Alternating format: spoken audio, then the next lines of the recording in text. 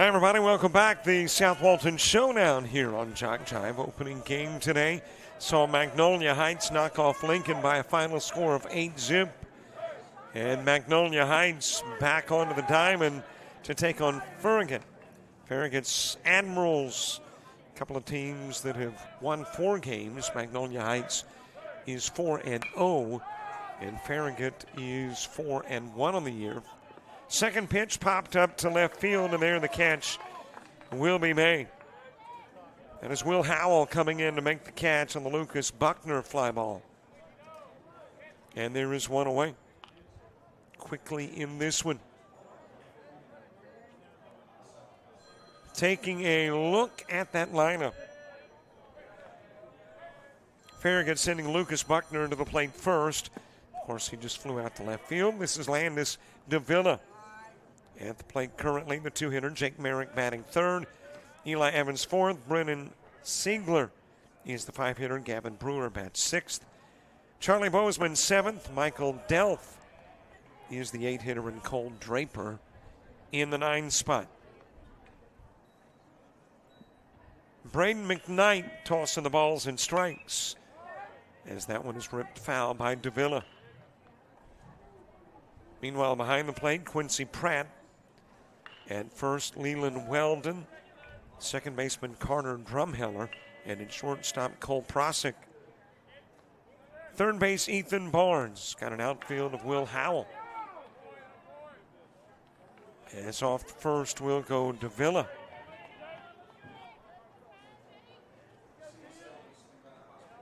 Fly out and a base runner aboard.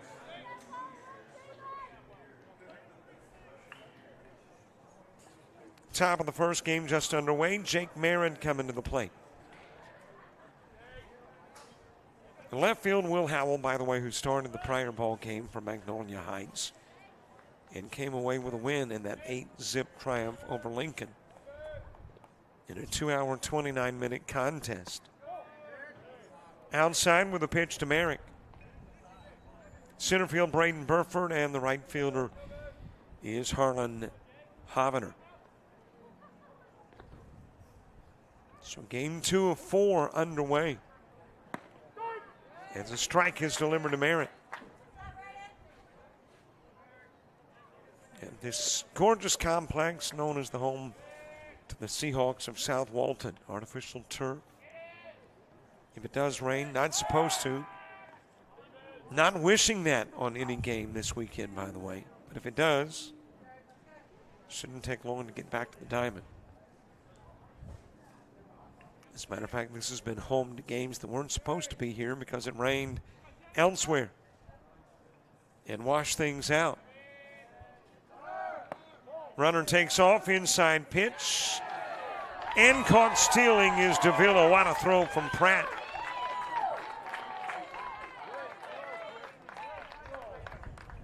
And just like that, Farragut minus one more base runner. And now 2 gone. And Jake Merrick with the bases cleared. Eli Evans moving to the on-deck circle. Strike on the inside part of the plate for McKnight. In that opening game for Magnolia Heights, they used 3 pitchers. Howell worked an inning, then Edge and Hochel working 1 each. Popped up. Weldon coming in from first. He'll make the catch. And despite the hit, batsman turns into a 1-2-3, top of the first. We head to the bottom of the inning. Magnolia Heights coming to the plate.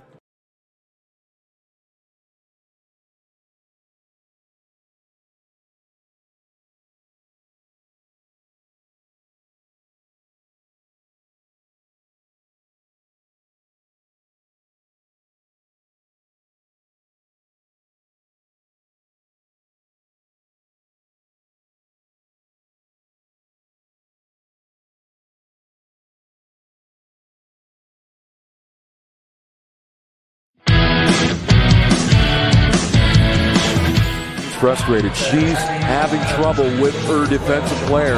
Look at this sweet pass behind the back for 2 on the assist. And that one is hit on a rope to center field. Watch that one. And it is, oh, what a great diving catch by the center field. And in that game, it was basically a running back by committee. I mean, you had a lot of guys carrying the football. Is that the protocol for the upcoming season for the backfield of Jackson State? It's a really nice pitch to get the ground ball double play. Second one. 6-5 is your final. East Georgia advances to the championship game.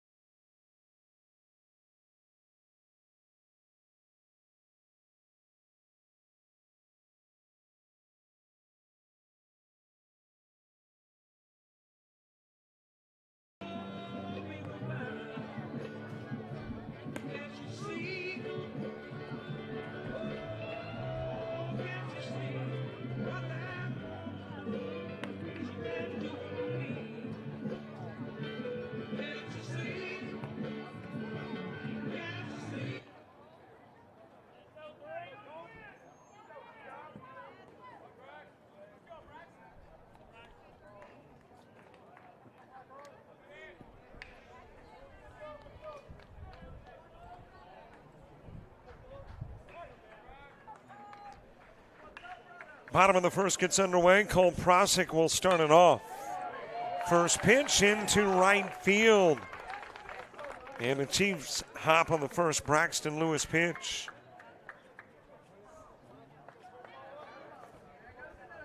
Got a base runner aboard. And Quincy Pratt coming to the plate. Prosick starting it. Pratt the two-hitter. Harlan Hovener is the three-hitter. Will Howell in the 4 spot. Leland Weldon batting 5th.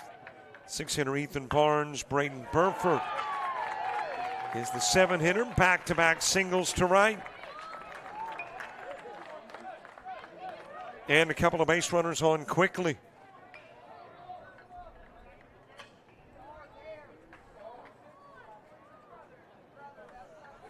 That'll bring Harlan Hovener to the plate. Axton Westmoreland, the DH and the 8-hitter. 9-hitter is Braden McKnight for Magnolia Heights. Braxton Lewis getting the start for Farragut. He's the guy on the bump. Gavin Brewer behind the plate. At first, Eli Evans. Second baseman, Cole Draper. Shortstop, Lucas Buckner. And the third baseman, Jake Merrick. Charlie Bozeman in left. Brennan Siegler in center field, and Landis Davila in right. Chiefs pouncing on a couple of early Braxton Lewis pitches. And a couple of base runners on. Here on a gorgeous day in Santa Rosa Beach.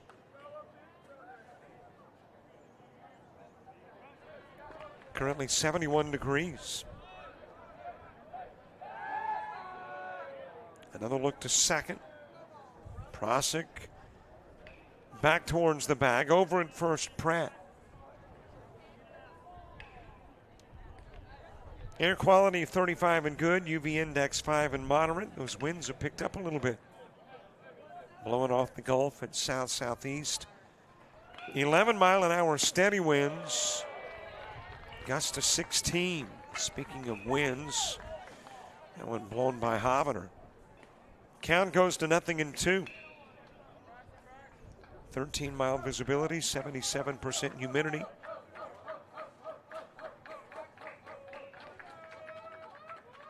Hovener awaiting the pitch of Lewis. Off to third, Prosick, and he's safely there. Went into the dirt on the one hop into the chest pad of Brewer. Fires down to third, not able to get Prosick. Staying at first is Pratt.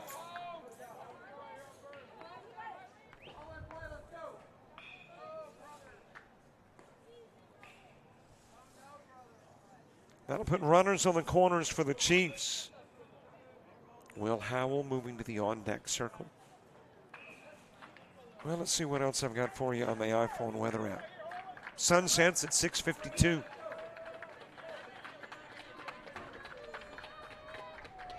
Moon sets at 12:02 a.m. That is over to first, fielded there by Evans.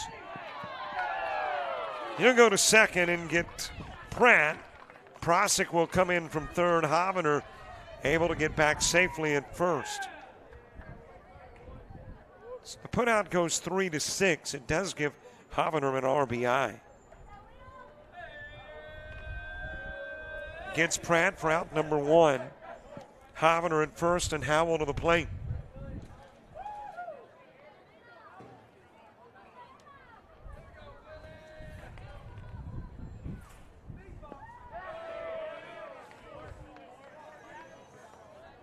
Leland Weldon moving to the on-deck circle.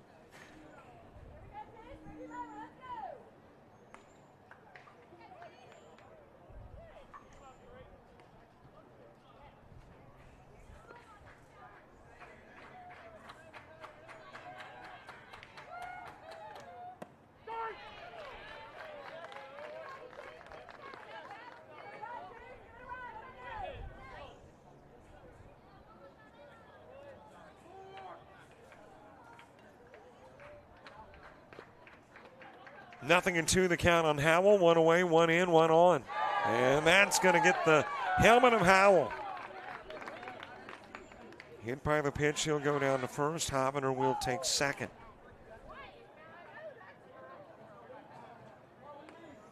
Couple of base runners aboard for Leland Weldon.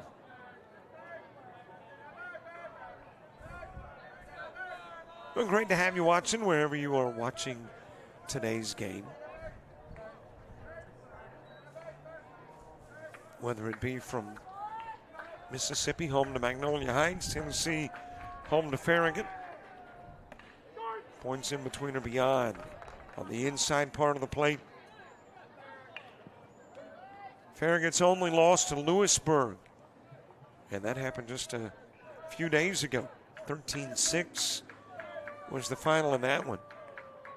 Magnolia Heights yet to taste the sour taste of defeat. They are 4-0 on the young season.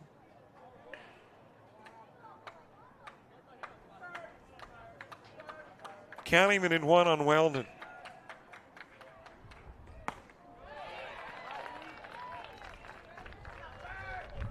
Couple of strikes. Ethan Barnes moving to the on-deck circle. Second inning for the Admirals begins with Evans. Evans, Siegler, and Brewer. All two up for Farragut.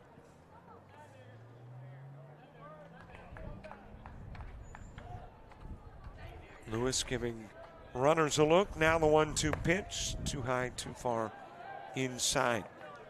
And the count evens up at 2.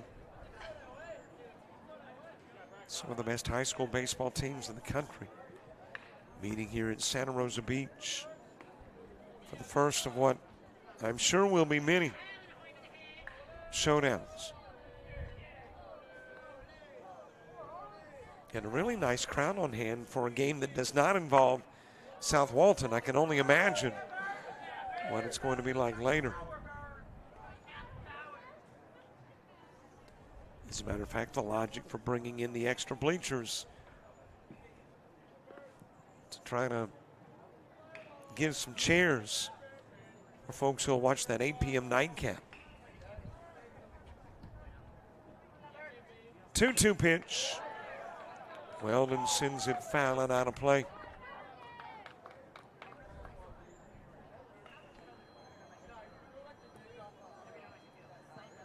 Count even in 2 on Weldon. By the way, in the second we talked with Daniel Ballard. That's right. The brilliant baseball mind of Daniel Ballard will share some of that wealth of information. In the second, Weldon given a walk. Bases are loaded.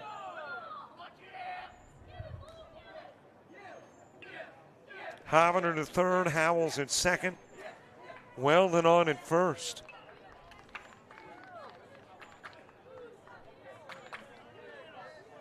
And it is full here in the bottom part of inning number 1.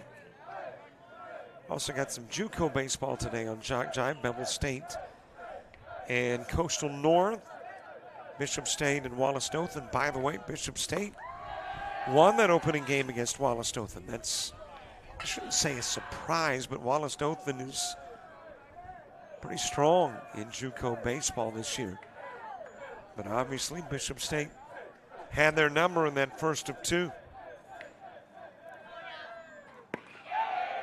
Little low, little inside to Barnes.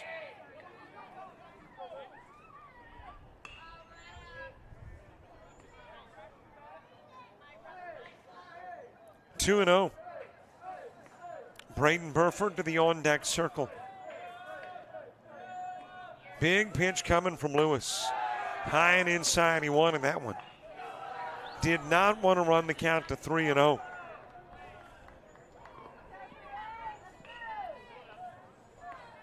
But that's where we sit.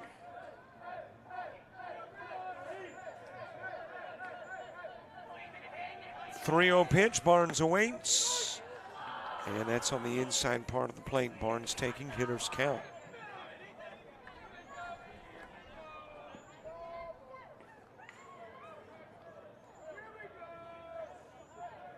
Baseball in full swing, but we're still blending sports. Got some basketball tomorrow and Saturday.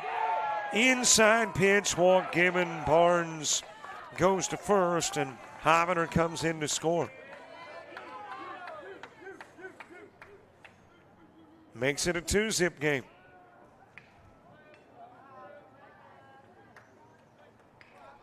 Back-to-back walks, the latest coming with the bases loaded. Gives Barnes an RBI. And that's got Coach out of the dugout and have a conversation with his pitcher.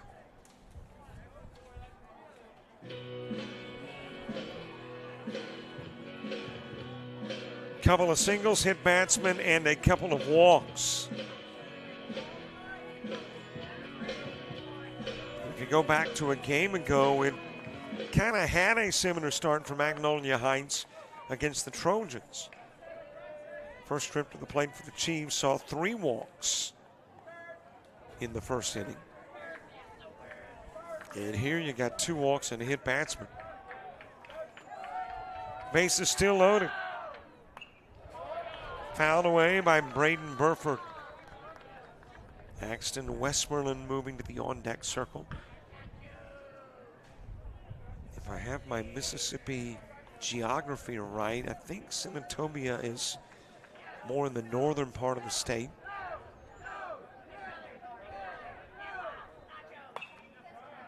And it's popped up. Is it reachable for Evans? No, out of play.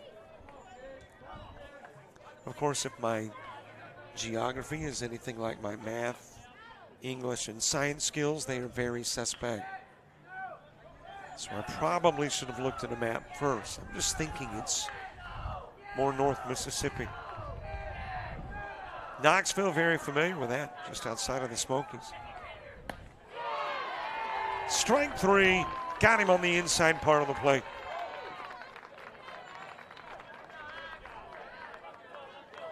Two gone with Axton Westmoreland coming to the plate.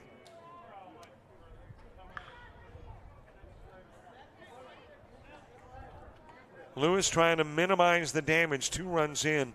Prosick and Hovender. Got Howell, Weldon, and Barnes aboard. High and away with the pitch. Good job by Brewer. Coming out of his crouch to get it if it goes to the screen. Good chance Howell comes in from third.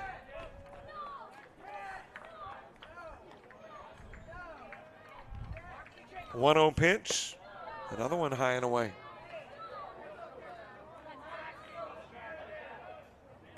Braden McKnight awaiting his opportunity next.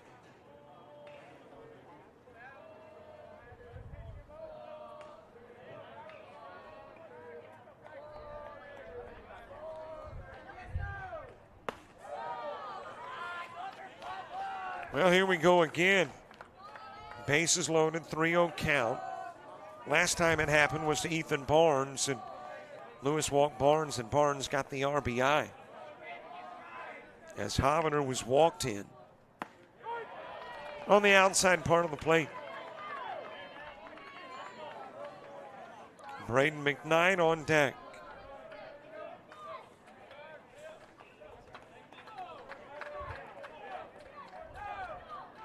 The 3-1 pitch. And it is full on Westmoreland.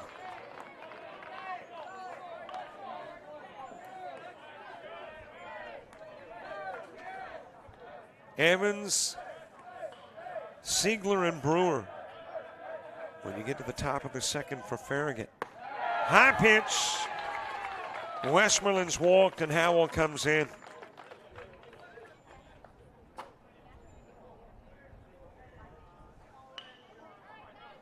Bases still loaded now in a 3-zip game.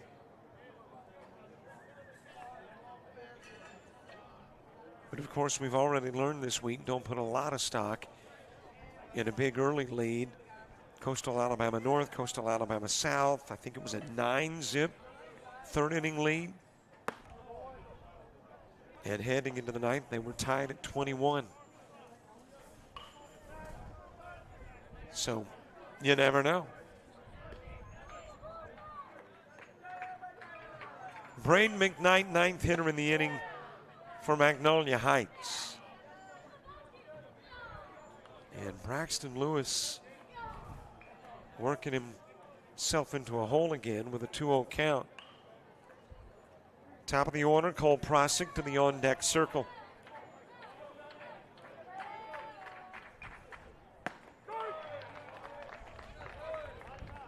That's a big pitch for Lewis. Did not want to run the count to 3-0.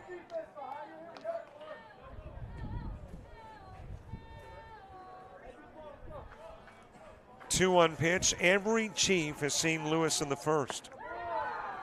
3-1. Jason Parker, the starting pitcher for the Lincoln Trojans, had some control problems in 3 innings. 4 walks, 2 hit batsmen against these Chiefs. Another full count, this one on McKnight.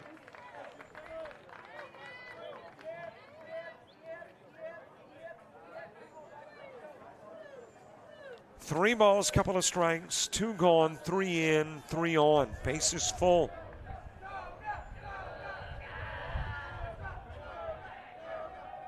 Payoff pitch.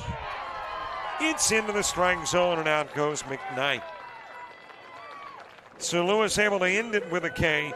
Leaves 3 stranded, but 3 runners are in. We go to the second in a 3-zip game.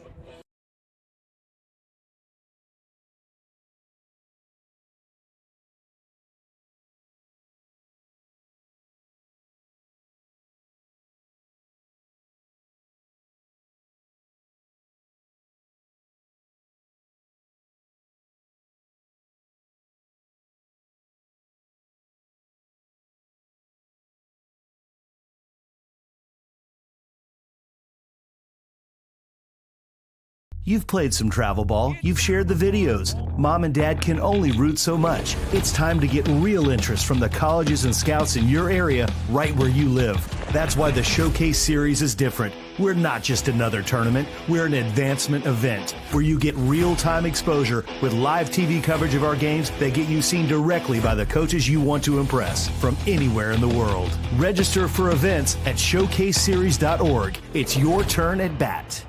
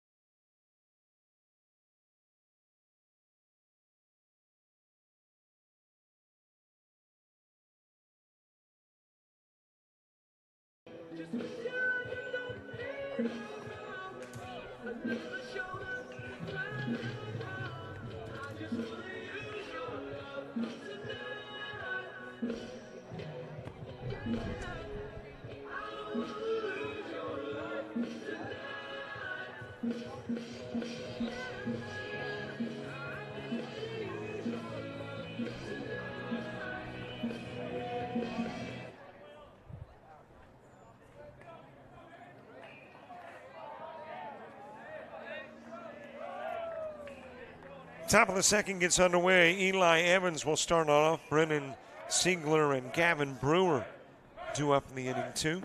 We are joined by Daniel Ballard, the assistant coach at South Walton, one of the organizers of the event. Daniel, I know we're, about midway through, I guess, well, the first day for us, as this is one hop to short and fielded there by Prosick, goes to first and gets Evans, but you're going to be pretty pleased thus far with the South Walton Showdown.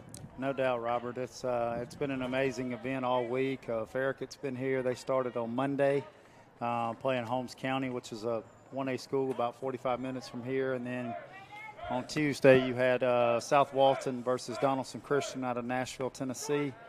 And then you had Lewisburg versus Farragut, which was a really good matchup.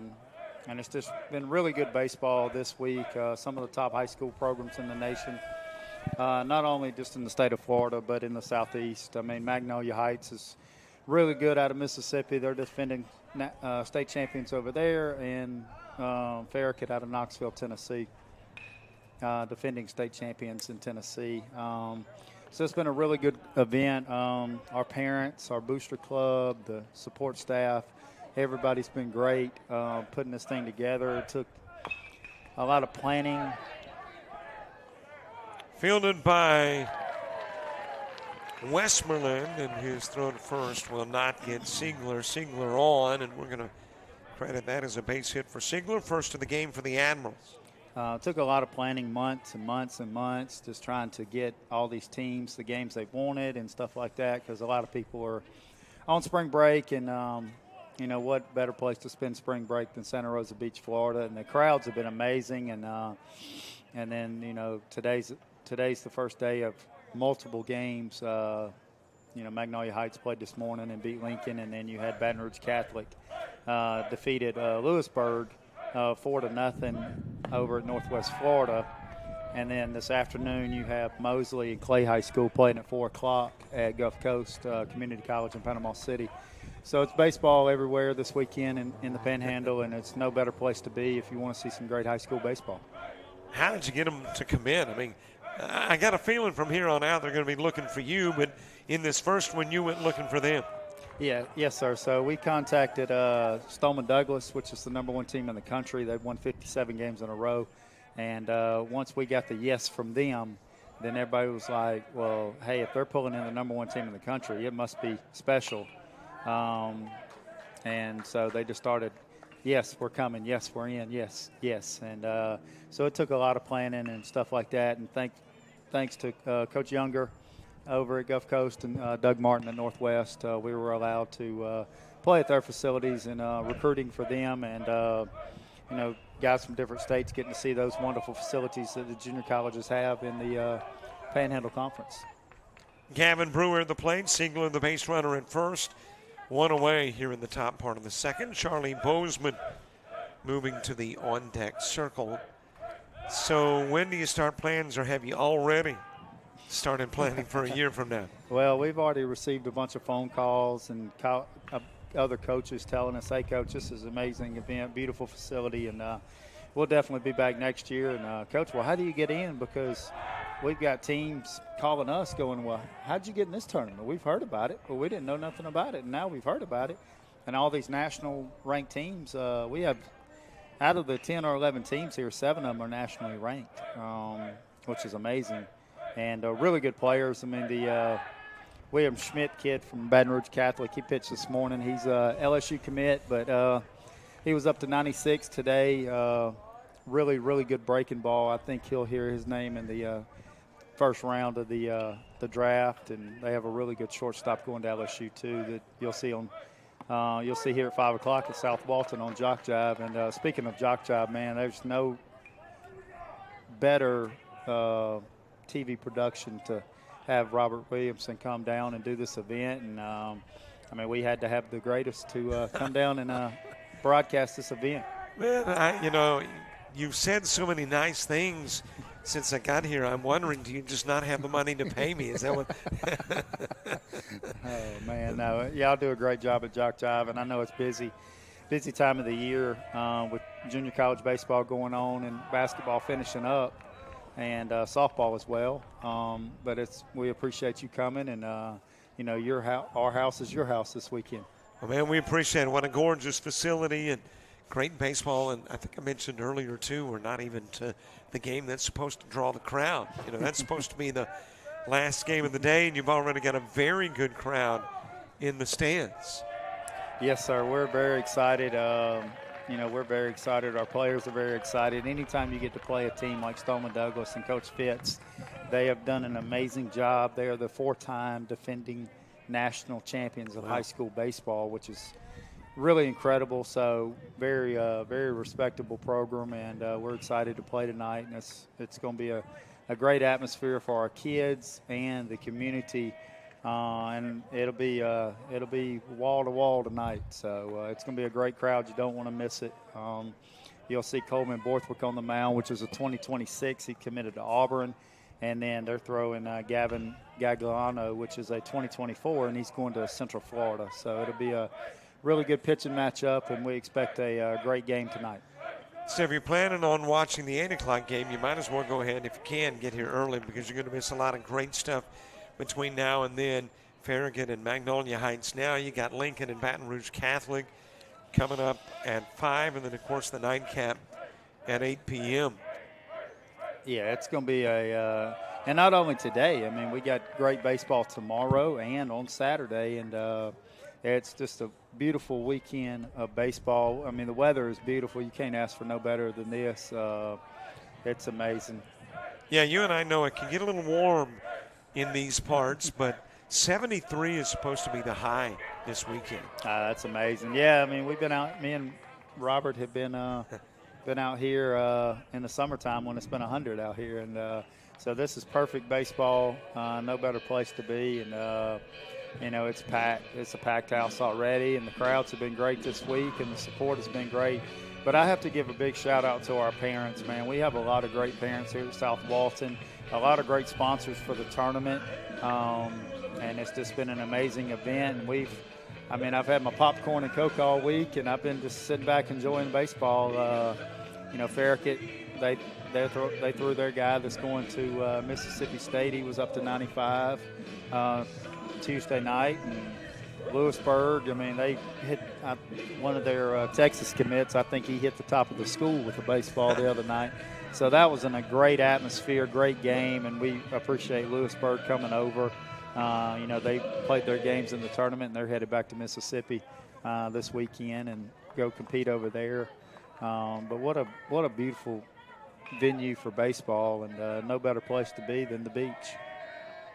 3-0 count. Bozeman, high toss. He's walked, and guess who's loading it up? Farragut in the top of the second. And speaking of Farragut, I know they're enjoying the 70-degree weather. They told me it was 29 when they left Knoxville. Wow. So I know their guys are really enjoying this. Yep. What a program. Coach Buckner does a really good job, and Coach Pratt at Mag Heights. They do both a really good job and respectable programs throughout the country, man. We're just so blessed to have them here. Michael Delp to the plate, the DH with the bases full and one away. Now the hitter right here, Michael Delp, he is going to Army to play baseball at Army and serve for our country. So I really respect this young man right here at the plate. Got the bases loaded with Siegler at third, Brewer at second, Bozeman at first. Low and away with a pitch to Delp, who just Army would suggest this is a disciplined hitter. That's very correct. He's very disciplined and pitched on Tuesday night, did a good job coming out of the bullpen.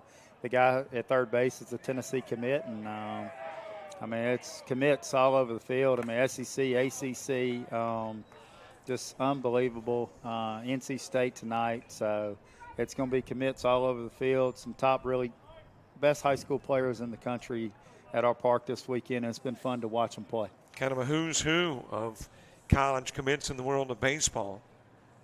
And I know that when you're right in the midst of the ongoing event, the last thing you want is somebody asking you about a year from now, but, it's my job. No, you're fine. No, we're definitely – it's going to be a annual event, and it's going to grow each year, and it's going to get better each year and get more teams. So any teams out there that want to come to the showdown next year, you would just contact the head coach, Nick Borthwick, or myself, or Michael Chambers does a really good job. He helps us out at South Walton and does a really good job of communicating. And so any three of those can get you in the tournament next season, and that's in the gap. Nope, caught. Able to go over and make the catch. That is Burford tagging from third. Siegler. And that's going to roll over into no man's land, giving an opportunity for Brewer to get to third, but he's tagged out. Oh. Hey, what a hustle play right there by the third baseman. Really got confused there. The ball almost hit the umpire, and he got confused there. And Farragut tried to take the bag. What a play by the third baseman there to rush over and get that ball, a sense of urgency. And, that's why these programs are tops in the nation. What a great play there, and what a great hit by the Farragut hitter. Makes it a 3-1 game. We're going to talk to Daniel Moore when we head to the bottom of the second.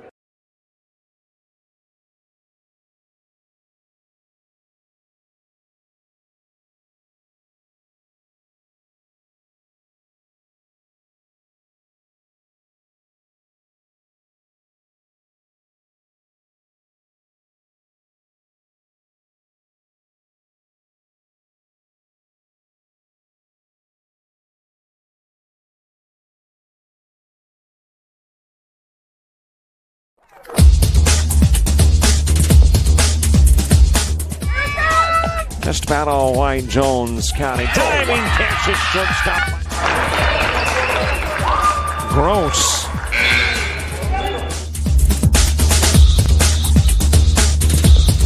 Towards the gap. Diving catch in center field by Ben Aklinski. There is a shot towards deep short. Kraft's got it. Long throw over, and he got it.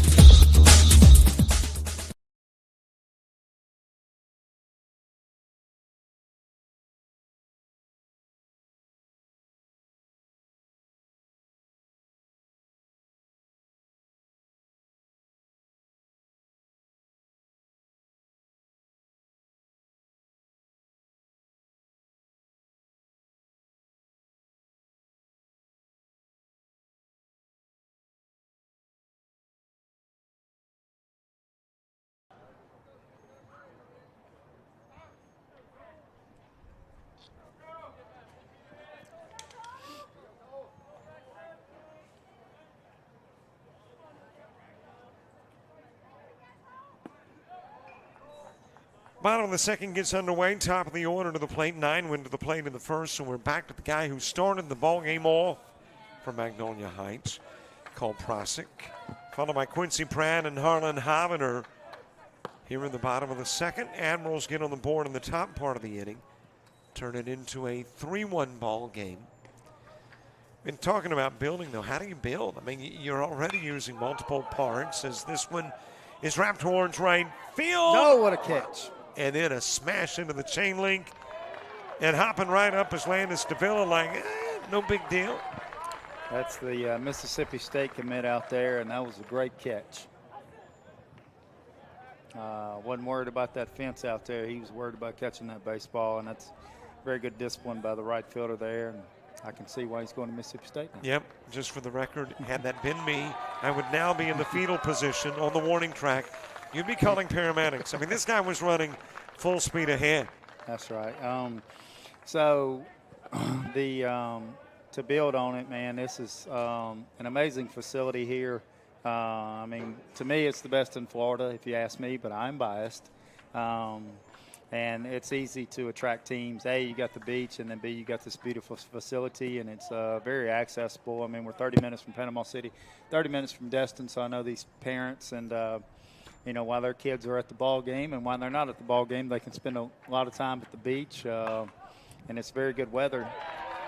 Very good weather here this week. It's a little chilly at night, but I mean, that's just that north wind coming off the beach. But it's been beautiful weather. And then, tomorrow's action, we kick off early at 10 a.m. with Lincoln versus South Walton, which will be a very good matchup. Charlie Wilcox will go for South Walton, big right-handed pitcher, 2025, going to Georgia Tech. And Lincoln, I'm sure Lincoln will throw a good arm. Then at 1 o'clock, you'll have Winter Park out of Orlando, Florida. They're driving up, and they'll play Magnolia Heights. Then at 4 o'clock, you'll have Farragut versus Baton Rouge Catholic, which will be a very good matchup. And then at 7 o'clock, prime time, you have Farragut versus Stoneman Douglas, which is, two of the top 2 teams in the nation going at it. So you'll see Gio Rojas from Stoneman Douglas, the Miami commit, 2026, and he's coming off a 7-inning, 1-hit, 18 strikeouts outing, and he was took a perfect game into the 7th with 2 outs when he gave up the single. So Gio Rojas will be one of the top pitchers in the country in the next couple of years, going to Miami. So it's going to be some great baseball. Bring your popcorn, bring your chair, and get ready to watch a lot of great high school baseball. Havner hit by a pitch. Will Howell to the plate with the base runner on and 2 gone here in the bottom of the second. By the way, these are Chiefs who can do some damage with 2 gone. You go back to the prior ball game against the Trojans. They were trying to tack on a little insurance in the top of the 7th and had 2 quick outs, fly outs by Weldon and Barnes. Well, there wasn't another out for 9 at-bats, and 5 runs would plate. So these Chiefs can do some damage with 2 gone. And the first with the throw able to get back safely is Havner. But you can grow, I guess. I mean, it sounds like, you've already kind of maxed it out with the multiple fields, multiple sites, but you're saying, yeah, we can take more teams a year from now. We'll just play more games on those additional fields. That's correct, yes. So Northwest Florida State and Gulf Coast, 2 of the top junior colleges in the Panhandle. We could add games there, and we can grow, and then we could add more games during the week. Monday, Tuesday, Wednesday, stuff like that. On Wednesday, we had Lewisburg versus Childs, which is a very respectable program in Tallahassee, Florida. Childs won that ball game 9-2, and Childs has a very good program, and Coach Pye does a really good job over there at Childs. So it's been a great week of baseball, and Coach Nick Borthwick, the head coach here at South Walton, we've just been tickled all week of all the baseball that we've seen this week. It's unbelievable. It's really good for the community and our kids, and what a great venue to be at, and it's going to get better over the years, and we definitely want the great Robert Williamson to come back. Hey, I'm there, man. You just tell me the dates. Now, if you're going to add additional ball diamonds and you went the JUCO route, you do have Chipola. How far away is that? Chipola's probably an hour away, but we could make it work for sure. We could potentially tap into that Chipola market as well in the future growings. Just have to have a conversation with old Jeff Johnson over there. This a legendary coach. Saw he got his 1,000th win the other day, and that's great. Chipola, Northwest, and Gulf Coast are some of the best, and then Pensacola. That Florida Panhandle junior college baseball is really good baseball, and then especially with the transfer portal now, junior college is the route to go. Mm-hmm. So there's no opposition to expanding geographically if need to. Yeah. To get more diamonds available. Yes, sir. It's going to be a wild pitch. Brewer, not sure where and when. Havner knew, came in from 3rd. Howell will go to 3rd. Yes, sir. We can add more junior. We can add, junior college side and potentially tap into Chipola. It is a little further drive, but we can make it happen. Our parents are amazing here at South Walton, and our booster club, man, they do a great job. And we just, yes, ma'am. That's what we say to them. Ground over towards first. Evans able to get to it. Covering the bag is Lewis, and Weldon will ground into the 3-1. One runner is stranded, but another run is in. Well, Robert, I appreciate you having me on, and I'll go see if I can find Coach Borthwick in the park and potentially get him on later. We do have a little bit before we play, and then I think there's a plane from Tahiti flying in about 5 o'clock this afternoon with Nick Singleton on it. I heard about that plane. So we'll look forward to the possible conversation and the conversation. That's so right. Thank you. Well, Robert, we appreciate you coming and doing this event, and definitely want to have you for years to come.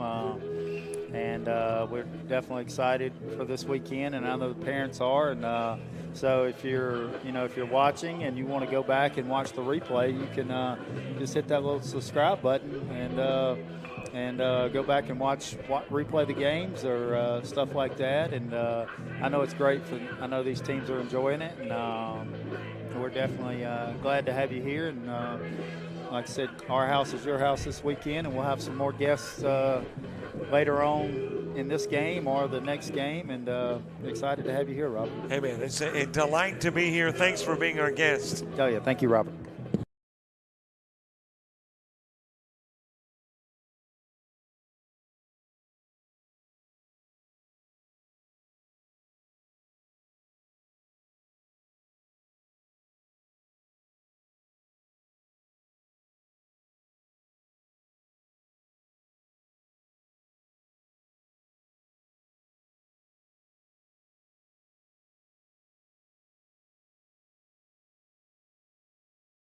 Sports fans, we pack stadiums, arenas, and local gyms every day. And every sports fan is uniquely human. Seeing each play with your own eyes, triggering your own emotions. And as humans, we won't agree on every call, but we can act with empathy and consideration. So put yourself in the official shoes. Be more than a fan. Be officially human.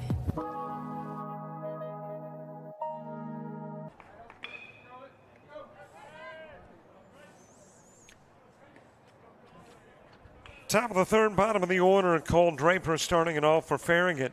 Lucas Buckner and Landis Davila. 2 up in the inning, 2. Admirals get a run in the top of the second, but Chiefs get it back in the bottom part of the inning and extend the lead again to 3. 4-1 advantage. Here's we've made our way to the third. Opening game took 2 hours, 29 minutes to complete. The high fly ball, but looks pretty routine. And in left field, the catch will be made by Will Howell.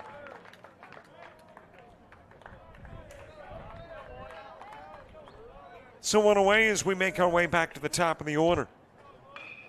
Lucas Buckner next.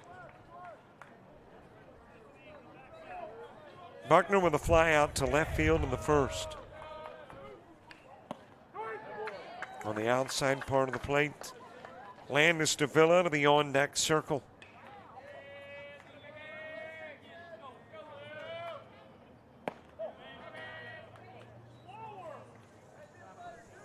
Mid part of the order in the Magnolia Heights third, Barnes, Burford, and Westmoreland all coming up.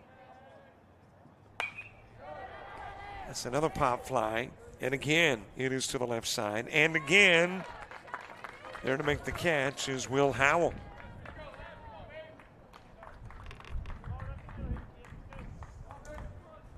Two gone for Landis Davila.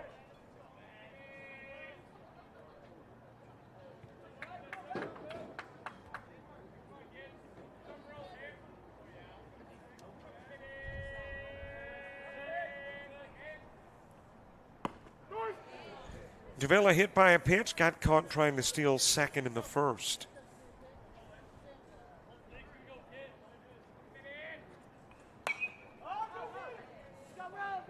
Popped up, left side, foul territory.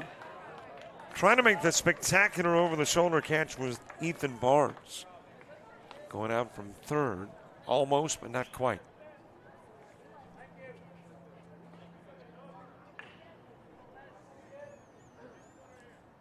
Two more games today, 4 tomorrow, 3 on Saturday.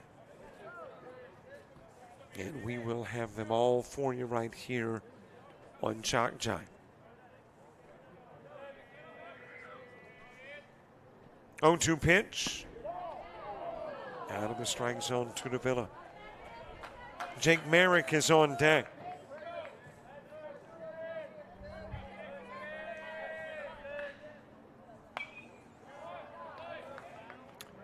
Into the pines, the oaks, whatever trees we have behind us. As I mentioned, my knowledge on trees really limited. Pines, I'm pretty good with that. Other than pine trees, I can't tell you. They're trees with green leaves. Weldon fields at first. Trots over, gets to the bag before Davila. And it turns into a 3-up, 3-down. Top of the third. We head to the bottom of the inning, mid-part of the chief order.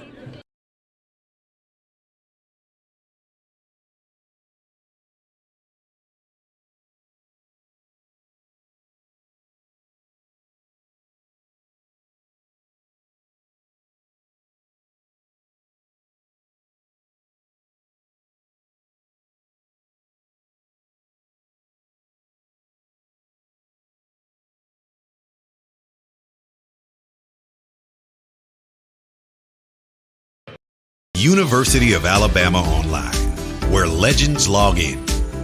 A tradition of excellence. Decades of experience in distance learning. Empowering students of all ages. More than 90 degree and certificate programs to advance your career. UA Online. Flexible, affordable, legendary. Let your computer be your campus. Visit online.ua.edu.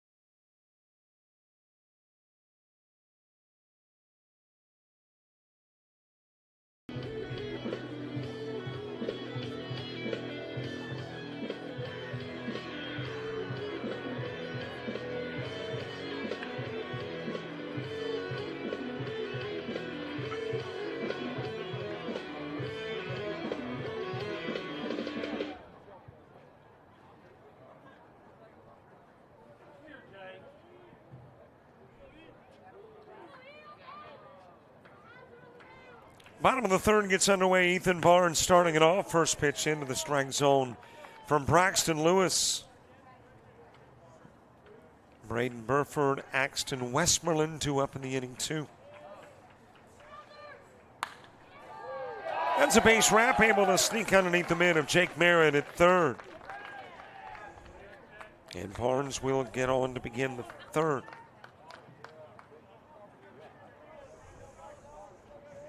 Braden Burford followed by Axton Westmoreland.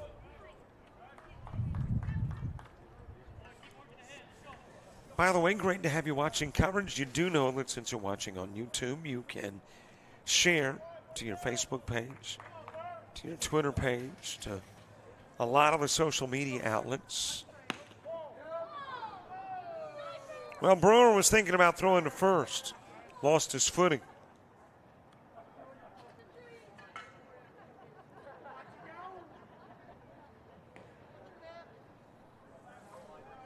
Blue said, I better check on him. But he's okay. Burford with a base runner on. Burford struck out looking in the first. Thus far, the only Braxton Lewis strikeout of the game.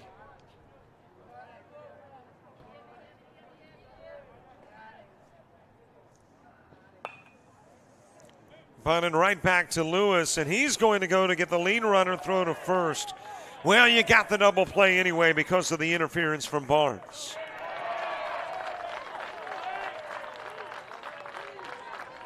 Would not have had the double play, but Barnes, a hard slide into Buckner. And official awarding the double play.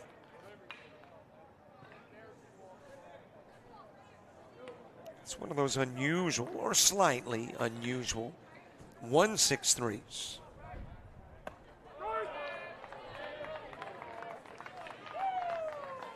I mean, your typicals are the 6-4, the 4-6. But you got a 1-6-3 that takes care of outs 1 and 2. Fouled away by Westmoreland.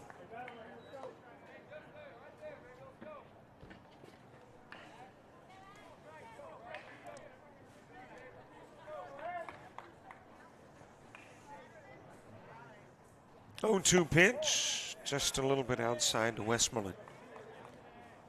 walked with the bases loaded in the first and picked up an RBI as a result.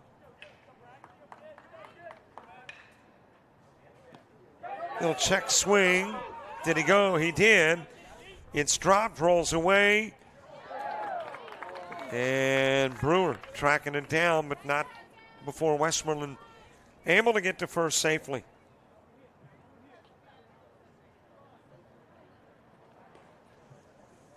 Westmoreland almost thrown out at first on the drop.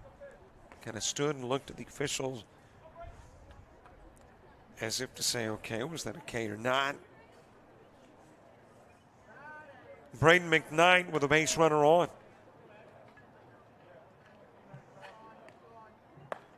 And that, by the way, the second Braxton Lewis strikeout of the game. Van Burford in the first and gets Westmoreland in the third, but Westmoreland on.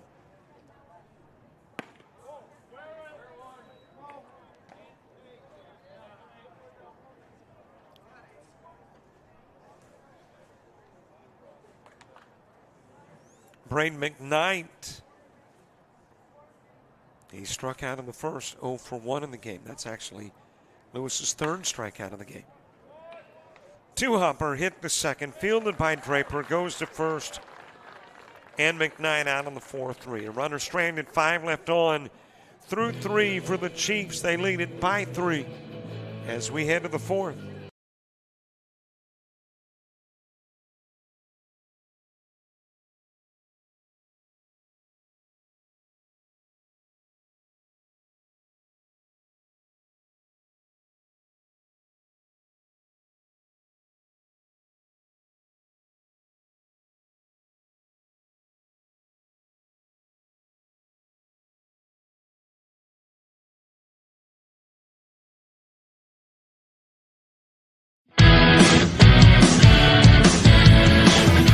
Frustrated. She's having trouble with her defensive player.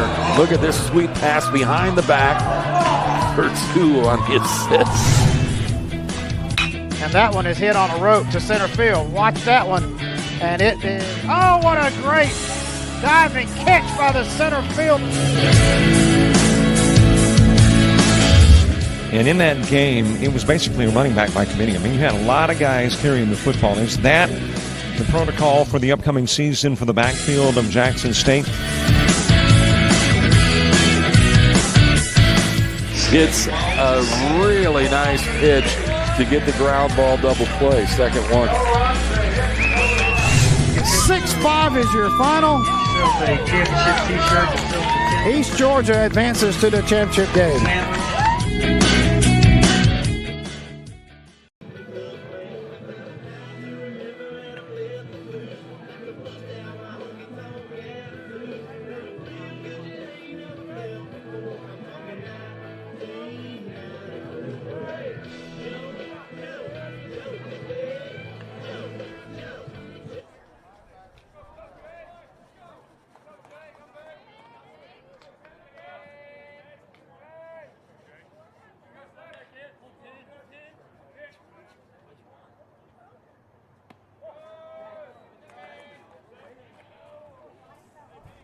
Top of the fourth, Jake Merritt starting it off. Eli Evans and Brennan Siegler due up in the inning too.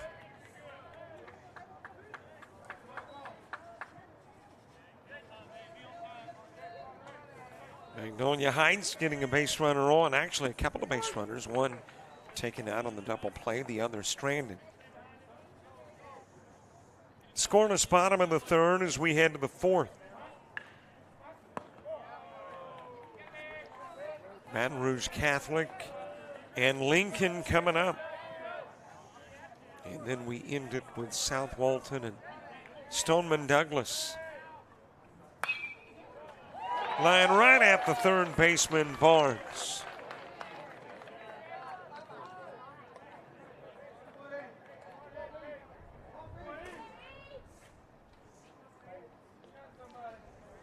And there is one away.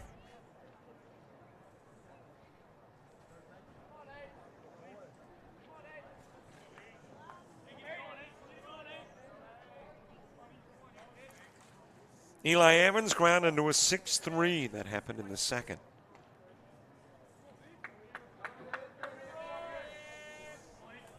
I am improvising on my scorebook. I know this is not relevant to you, but it's what I'm going to blame for any discombobulation in the coverage. I buy these books by the handful and was sure there was about 6 or 8 left in the van. There are none. So a late night Walmart visit coming, that's for sure. Pick up some new scorebooks. But if occasionally I trip over a base hit, I mean, I can do it without an excuse, but here's what I'm using as one. It's my improv on the scorebook. Evans with a walk.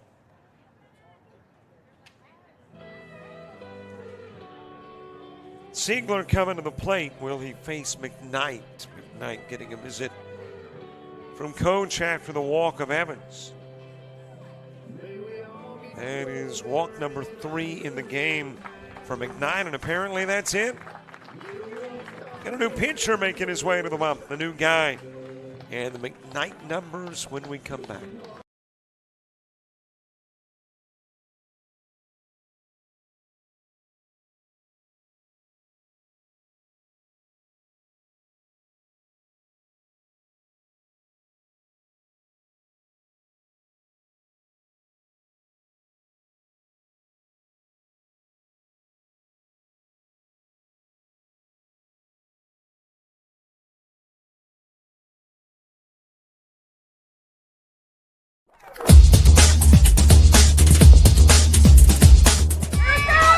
Just about all White Jones County. Diving catch at shortstop. Gross.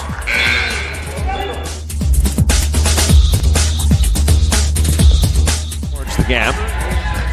Diving catch in center field by Ben Aklinski. There is a shot towards deep short. Kraft's got it. Long throw over, and he got it.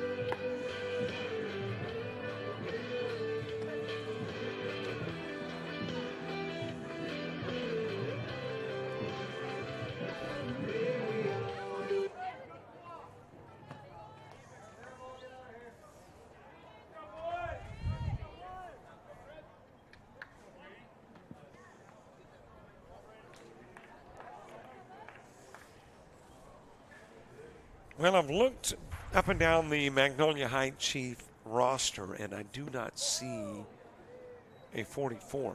Now, on the handwritten roster, there is a 44, and that is Sowell, and I'm sure that's Sowell on the bump. But I do not have a first name for you. My apologies. But at least we got a last for you. Instead of referencing 44, we know he's Mr. Sowell.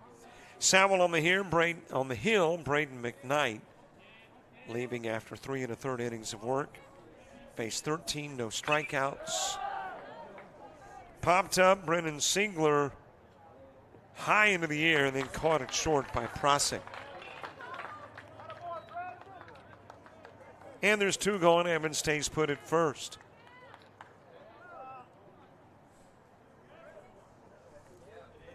Rest of the McKnight numbers: no strikeouts, 3 walks, 1 hit given up.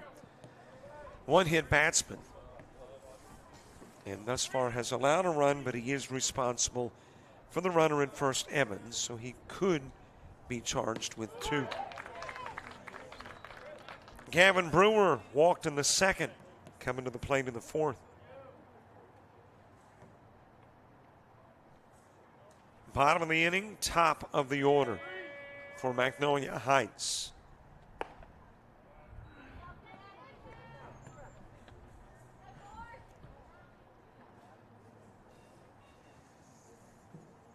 In that top of the order is Prosick, Pratt, and Hobbiter.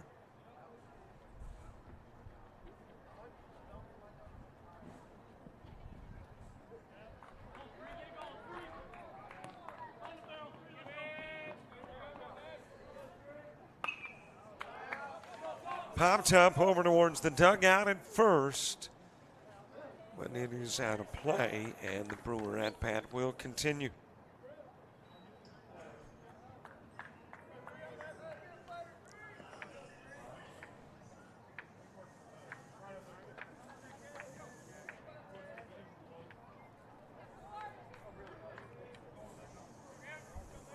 Two gone, a runner on. Brewer followed by Charlie Bozeman.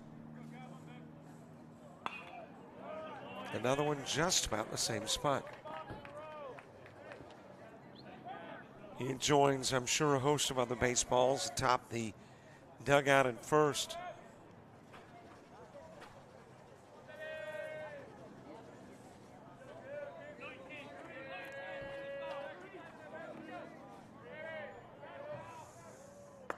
Evans runs without a throw. He'll have the stolen base.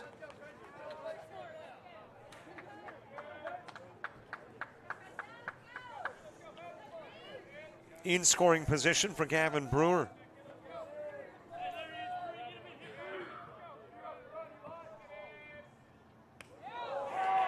Brewer hit by the pitch. He'll go down to first.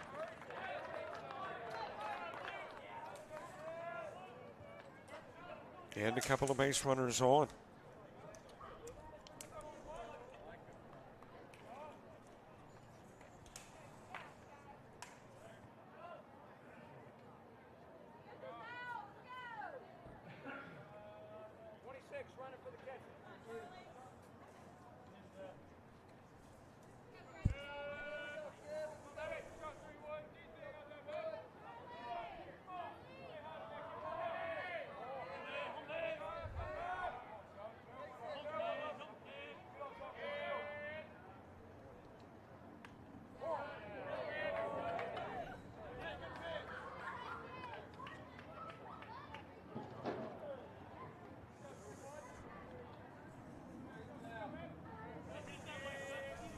One ball, no strikes on Bozeman. Got a runner for Brewer.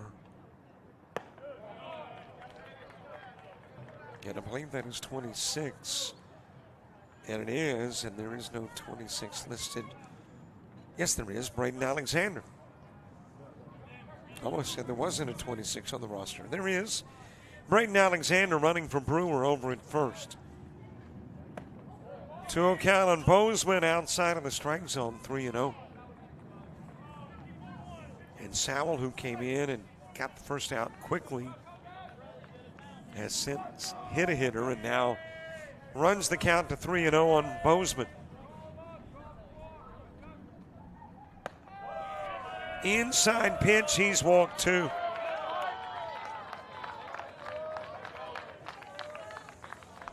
So it is all loaded.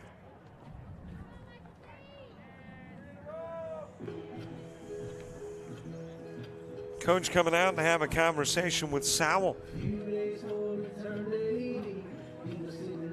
It's phase 3.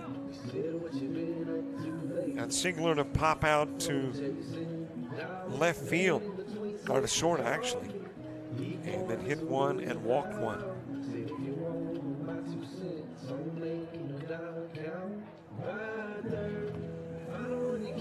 All loaded up, Farragut trying to plate some runs.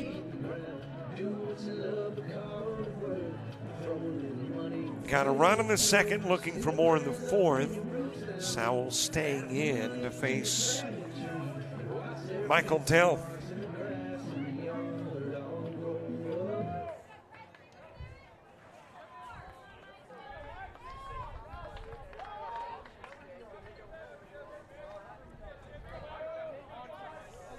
All loaded up for the Admirals, top of the fourth. Cole Draper to the on-deck circle. The pitch to Delph. That is low and inside.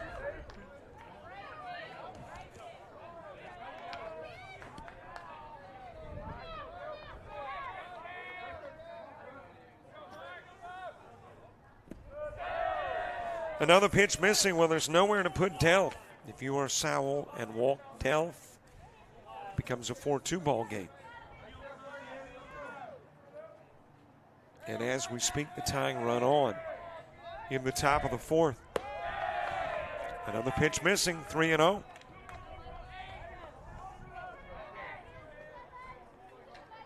And then the question becomes, how long does the chief coaching staff allow Sowell to stay out there, as he has walked another and brings in a run.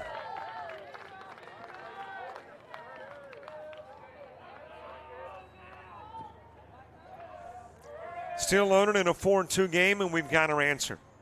He won't face anybody else. A 4-at-bat Sowell performance.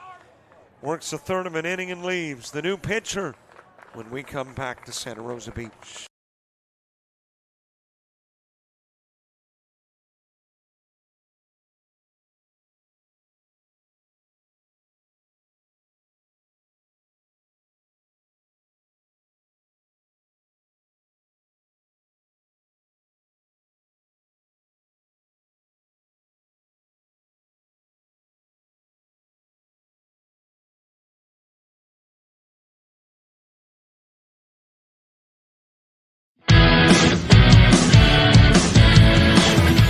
Frustrated. She's having trouble with her defensive player. Look at this sweet pass behind the back for 2 on the assist. And that one is hit on a rope to center field. Watch that one. And it is, oh, what a great diving catch by the center field. And in that game, it was basically a running back by committee. I mean, you had a lot of guys carrying the football. Is that the protocol for the upcoming season for the backfield of Jackson State? It's a really nice pitch to get the ground ball double play. Second one. 6-5 is your final. East Georgia advances to the championship game.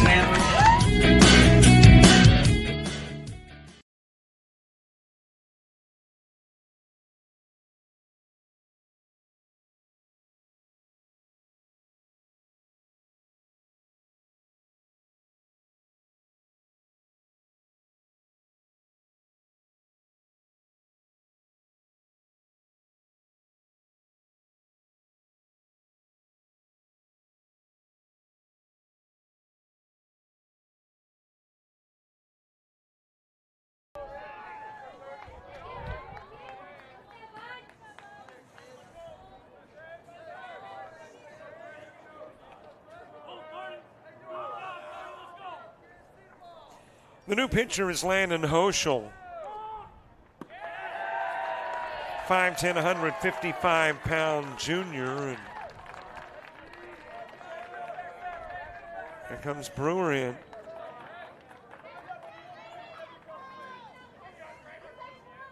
On a Hoschel balk to begin things. And all of a sudden, a one-run game.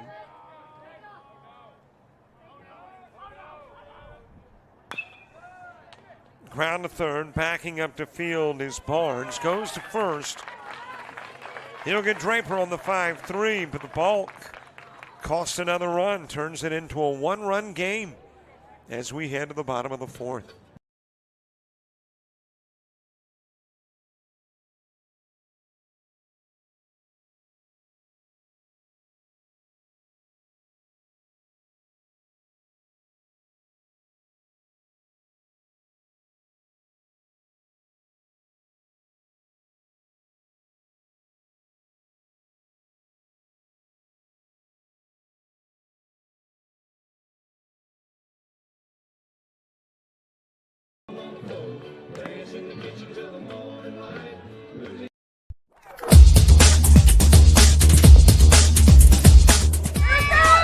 Just about all Wayne Jones County. Diving catch at shortstop.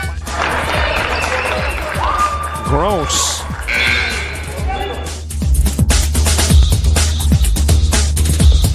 Towards the gap. Diving catch in center field by Ben Aklinski. There is a shot towards deep short. Craps got it. Long throw over, and he got it.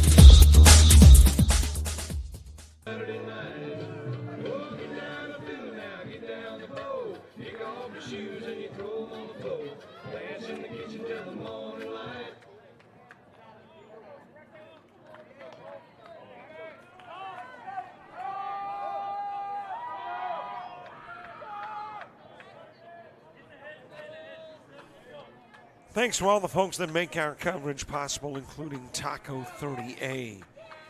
And not only our coverage, but the event as well.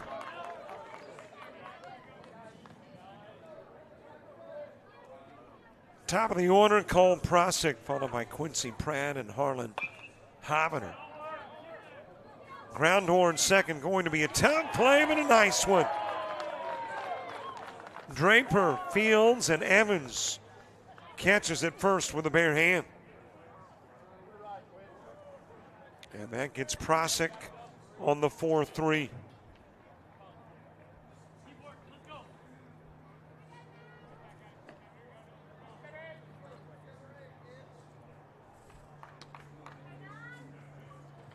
One out for Quincy Pratt.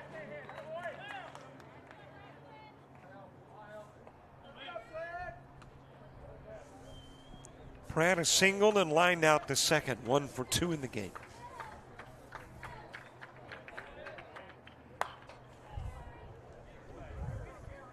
It's a fair ball to Merrick at third. His throw to first not in time. And that'll be a one-out infield single for Pratt. And it becomes the fourth base hit of the ball game for the Chiefs. Pratt, the catcher, getting a runner. That is Jackson Price going in to run. Price played right field in the prior game.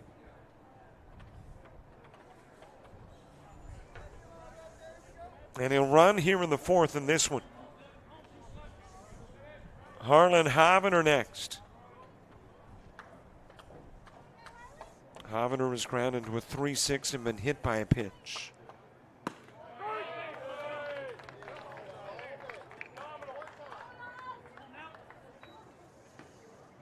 Will Howell moving to the on-deck circle.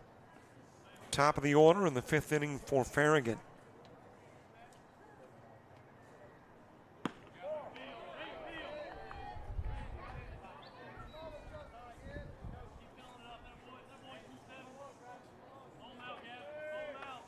Havener ground into a 3-6 that brought in a run in the first.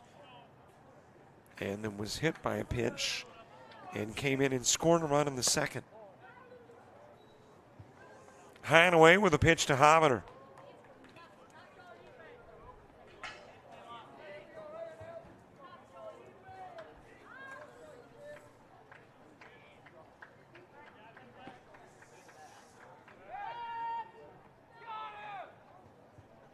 Safely back at first, Pratt.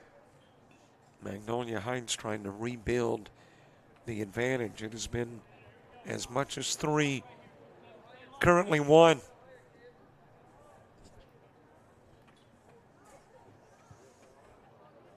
Righty versus lefty, the right-handed Lewis, the left-handed Havener.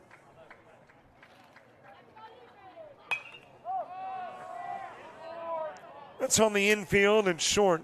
Buckner is underneath. He'll make the catch, and Havener is out number 2.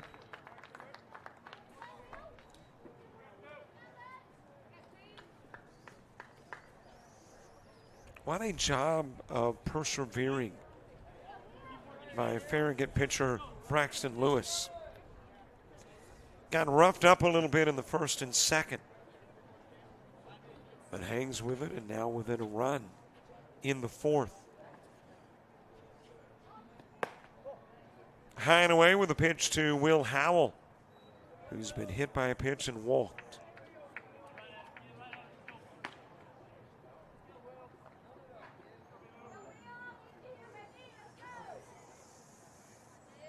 Leland Weldon on deck. Foul tip by Howell. Opening game, a Magnolia Heights 8-zip win over Lincoln.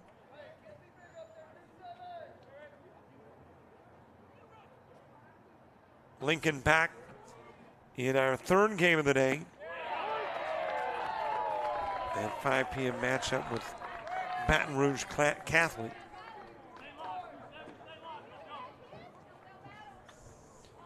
One ball, a couple of strikes on Howell.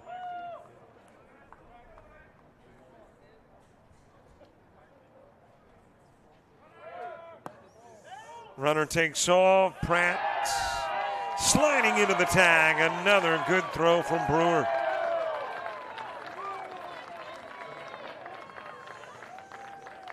Turns it into a 3-up, 3-down, bottom of the fourth. We are done with 4. Going to the 5th.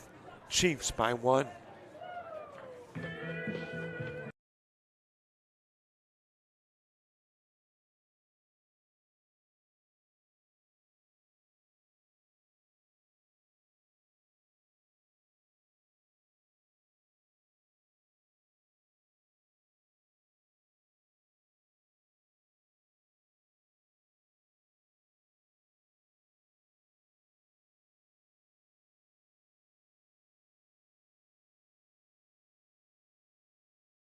You've played some travel ball, you've shared the videos. Mom and Dad can only root so much. It's time to get real interest from the colleges and scouts in your area, right where you live. That's why the Showcase Series is different. We're not just another tournament, we're an advancement event where you get real-time exposure with live TV coverage of our games that get you seen directly by the coaches you want to impress from anywhere in the world. Register for events at showcaseseries.org. It's your turn at bat.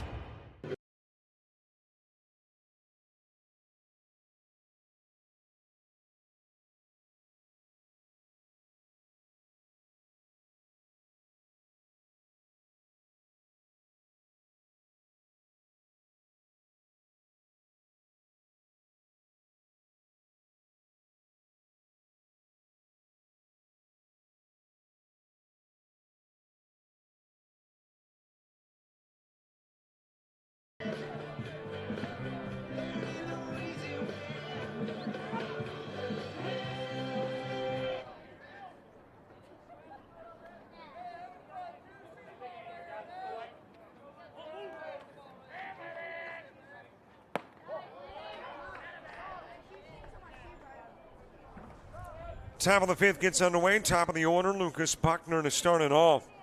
Landis Davila and Jake Merrick due up in the inning 2. Landon Hoschel, who worked the last third of the 4th on the bump to begin the 5th.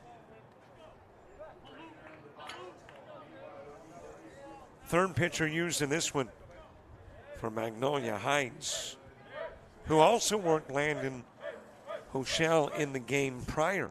He worked an inning, the last inning of the game.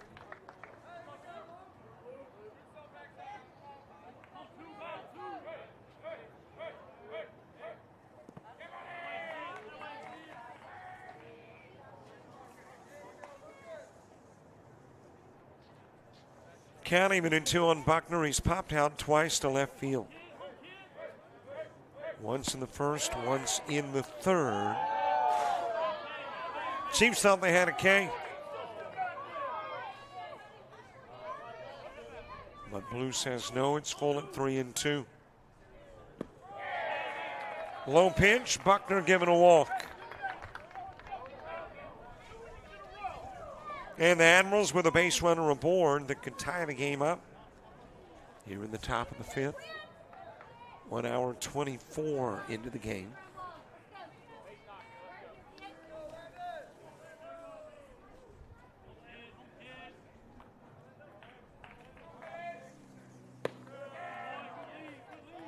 A little bit outside of the strike zone to Davila, and Davila hit by a pitch in the first. Ground out to first in the third.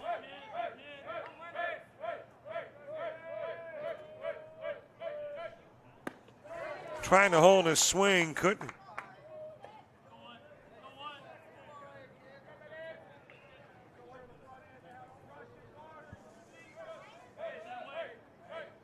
1 ball, 1 strike. And it's ground foul over in the direction of the batting cage, and maybe even more precisely, the hospitality tent.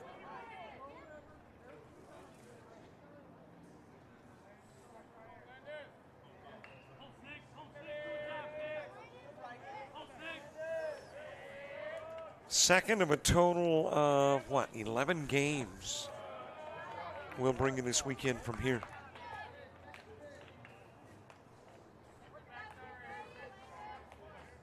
Tomorrow we mix in a little basketball. We got the GCAA men's and women's conference semifinals.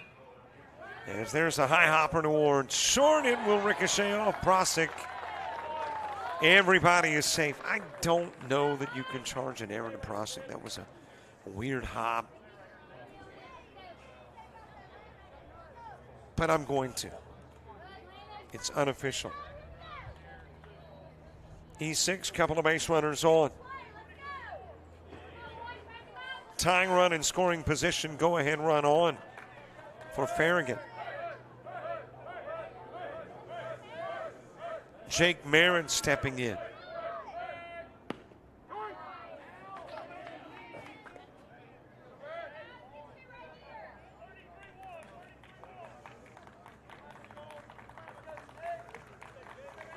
Top of the fifth in a 4-3 game. Merrick with a pop out to first in the first, a line out to third in the fourth. Eli Evans to the on-deck circle, into the dirt with the pitch.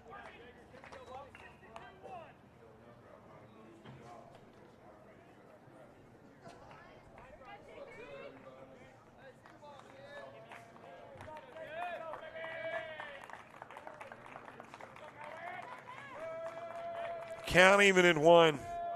Outside. I mentioned Hochel working the last inning of the prior game. He faced 3. And set them all down. Had Harley, Seitel, and Anderson. And had one of each fly out, ground out, strikeout. Low pitch to Merrick to run the count to 3-1.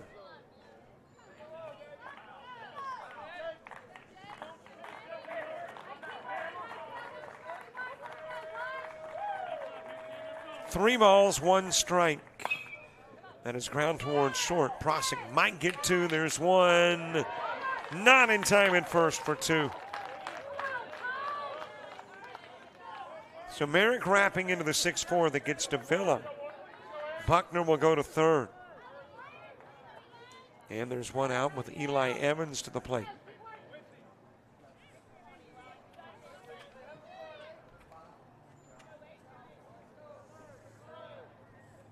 Evans is ground into a 6-3 and walk, scored a run as well. Stolen a base, too.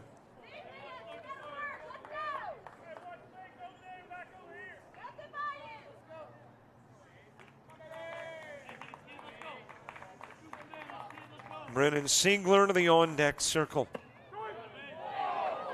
Strike delivered to Evans.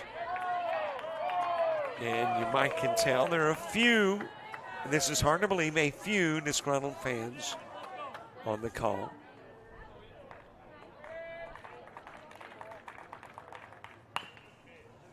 It's a foul ball towards third. Well, I see that Coach Borthwick is in the house. So that means we've got to get some headsets on Coach. He's got a little bitty ball game a little bit later on that he might be a little consumed with. But maybe in between now and then we can chat with Coach. As Eli Evans takes a pitch low. And it's 0-2.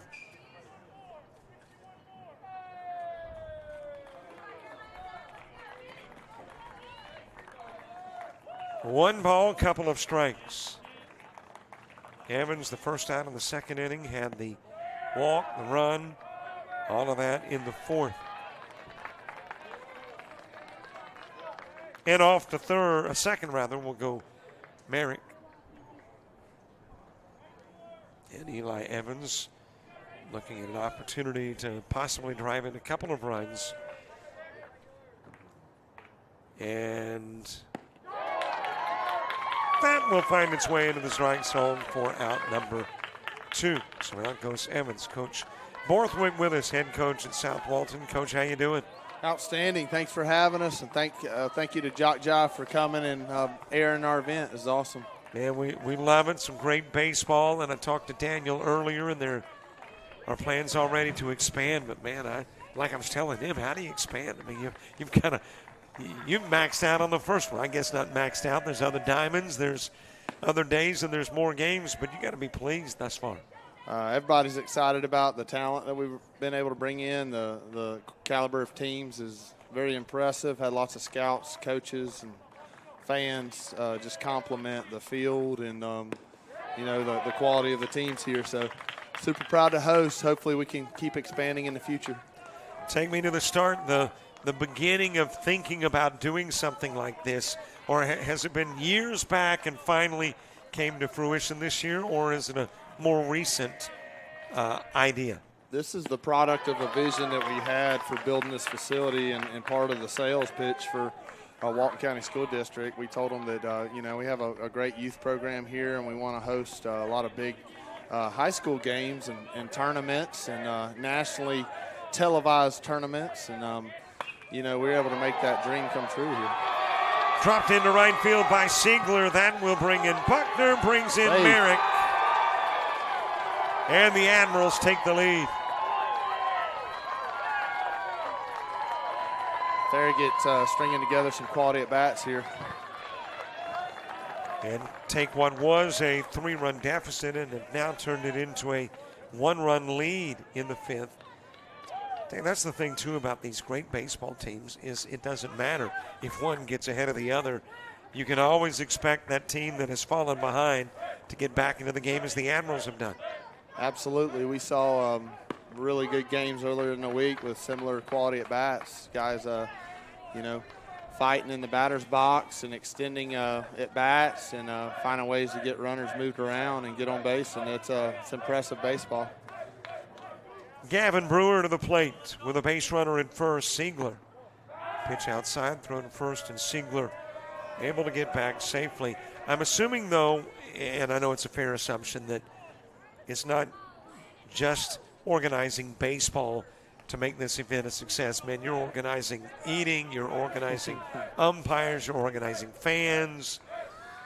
So a lot more goes into making something successful than just what we see on the diamond. Absolutely. There's a lot of parents behind the scenes, like these press box guys up here. We got the spin doctor.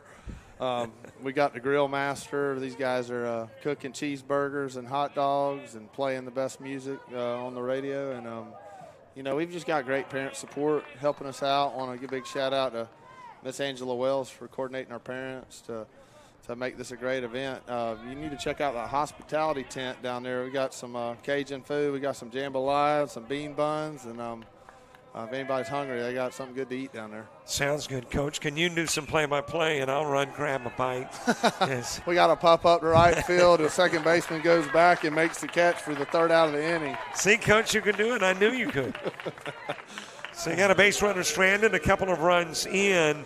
All right, this was the result of a desire to see additional baseball played on this diamond, bringing in some of the best teams in the country. So this has come to fruition. What's the bigger dream where you're concerned? I mean, does it get bigger? I mean, have you got other plans? Oh, absolutely. We want to host big playoff games and win state championships here. We've won district championships and region championships, so that's always the goal for us. And that's the drive to play the best competition that you can get and see how these state championship programs go about their business, the way they play the game. And you're always learning in this game and learning, the best way to play it. So we're trying to get better every day, and I just love watching these, Hall of Fame coaches do their thing. Got to ask you about the game tonight. 8 o'clock, you take on Stoneman Douglas. Wow, that's such a powerful team out of South Florida. I think they've won 57 straight. I got a few names you might recognize on the roster. So how do you prepare for a team like that? Well, you practice all year long to get yourself in position to compete. And, our guys are hungry. They're ready to play the #1 team in the nation. We got our big guys ready to throw, and our defense ready to go, and our bats ready to go. And, at the end of the day, you got to play the game, okay? You can't determine the outcome on paper. And our guys are fearless, and they're ready to go tonight. Your son getting the starting nod on the bump? Yeah, Coleman Borthwaite's getting the ball tonight. Absolutely. What kind of prep has he gone into? I mean, I'm assuming that it is tougher for a player, maybe for a coach too, when there's that father-son relationship involved too. So, is there extra prep time for him? I mean, you're riding in the car going, hey, let's talk baseball. To be honest, I saw a picture from when he was 6 years old, getting his first start in Little League on the mound. So I guess he's 15, so it's 9 years in the making, and we dream of these opportunities. He's pitching against the #1 team in the nation at different age levels about 3 or 4 times now. So, the whole career you prep to play the best and have the best opportunities, and that's why we do this. What kind of game you look for? I mean, what are your plans? I mean, obviously it's to get a W in the contest, but what kind of ball game do we look for as a fan? Can't remember if it was Yogi Berra, some Hall of Fame coach, said good pitching, good defense, and 3-run bombs win baseball games. So that's what we're hoping for tonight. All right, so if you send it out of this park, by the way, 318 to right, 295 to left, and dead away center field 375 feet away. Coach, I won't keep you long. I know you got a few things on your plate today, but now we're looking for our guys to have quality at bats. I challenged them yesterday to scrap and fight and play dirtbag baseball and get in there and just be as competitive as possible every time we step on the field. And that's what we know wins baseball games, having quality at bats and just grinding it out, playing your heart out. And that's what we'll do tonight. I got to ask you, I know I'm harping on the father-son thing. Father-son thing, but I mean, isn't it difficult to treat him exactly like another player? I mean, do you go out there and get him when you typically would, or since you know his nuances, maybe you let him stay a little longer or pull him a little quicker? I'm always tougher on the coaches' kids, especially my own. So I demand that they set the example and do the right thing at all times. And nobody's perfect, but you challenge your kids, especially the ones that know and have been taught how to play the game the right way, to be good leaders and have good character and do the little things right to give their team and themselves a chance. And, we're trying to develop leaders. It's more than just baseball. We want high-character guys. They control their attitude and their effort and concentration, and they do the right thing on and off the field. And if we do those things, baseball will take care of itself.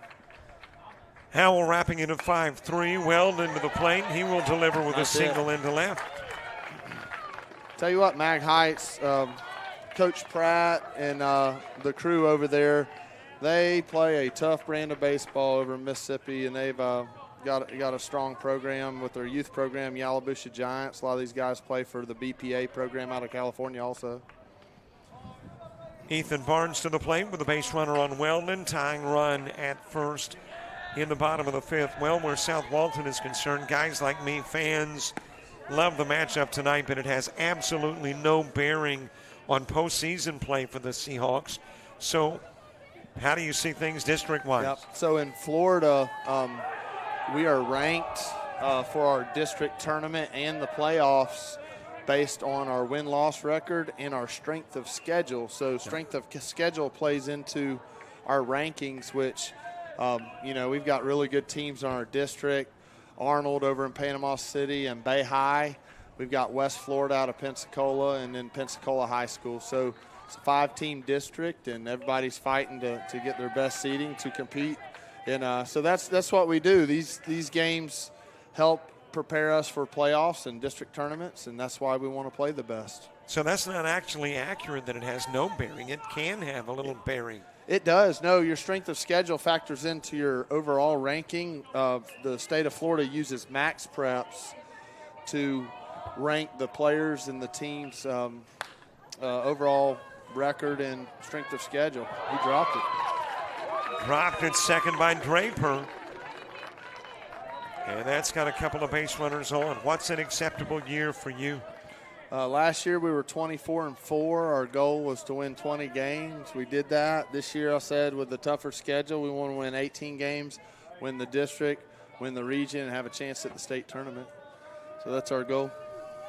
Well, Coach, thank you very much for Well, I'll let you do color analysis if you want, but I know you got a busy schedule. I don't know how long to hold you here because of all the stuff you got to do today, because outside of the game, obviously hosting a tournament, you've got much more than you typically have on your plate. I'm just making sure all the coaches and scouts and dignitaries are well fed. We got Mr. Eddie down there with the jambalaya and the bean buns. I'm just shuffling everybody towards the hospitality tent down there, so don't forget about that. No, hey, that's on my priority list. And two, I want to say thanks to the sponsors, by the way, that have made not only coverage, but obviously this event as well possible. And we're recognizing them in between innings as well. And of course, in any endeavor, it takes some funding to make it happen. So we appreciate those sponsors too. I tell you what, the live feed today is really clean and clear. I was impressed. I was over in Niceville watching on my phone. It's a very impressive feed you have here. I appreciate that, man. Hey, I think you got a cell tower nearby, so that helps with the internet feed. Yeah, I hope one of our guys hits that tower tonight out in the field. So. Just so they steer clear of the black van in left and the center field camera. I mean, we're good. And is popped up by Braden Burford into center field. Siegler coming in, makes the catch. Yeah, that's a wise guy not to run on. I think that center fielder's a Tennessee commit. He's got a cannon. How, by the way, do you get? I mean, Daniel Ballard, it was like a baseball encyclopedia when he sat down. I mean, he can remember everything about everybody that is playing. Coach Ballard knows every one of these coaches, all of their top players, all of their pitchers. He scouts them out. Coach Ballard was outstanding in making this tournament possible, and he doesn't get enough credit. His heart and soul's in this tournament. We just love the fact that we have him on staff here at South Walton, and I know UBO and JockJive work closely with him, and we just appreciate everything he does. He's done an outstanding job. He's an old Alabama boy, is he not? Absolutely. He played and worked for Coach Bobby Pierce over at Troy University. Coach Ballard's got a lot of connections around the Southeast, and he's made this tournament possible, and he's already talking about expanding it next year. We're definitely going to try to get the best teams up here. Seems like everybody's enjoying themselves so far. How do you expand, though? I asked Daniel this, too. I mean, do you add more diamonds? Do you add more days? Do you add more games per day? There's a flare down the left field line, just foul. I think we're going to have to utilize Gulf Coast State College and Northwest Florida State College as long as they're willing to help us with their, use their facility if that falls in line with their schedules.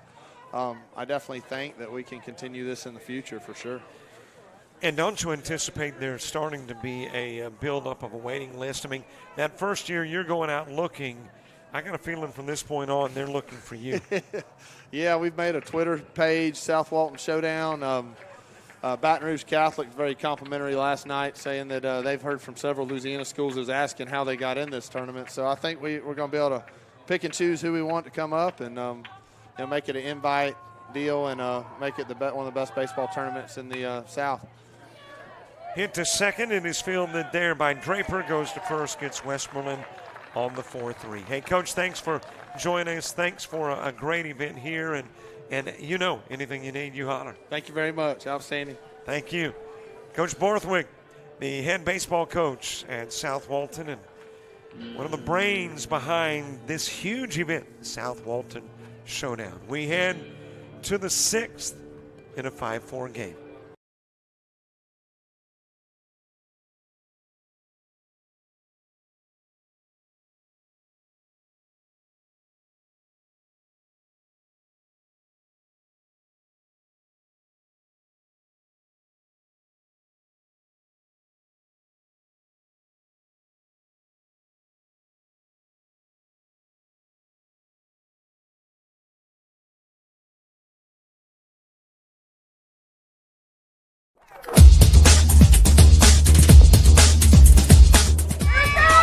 Just about all White Jones County. Diving catch at shortstop. Gross.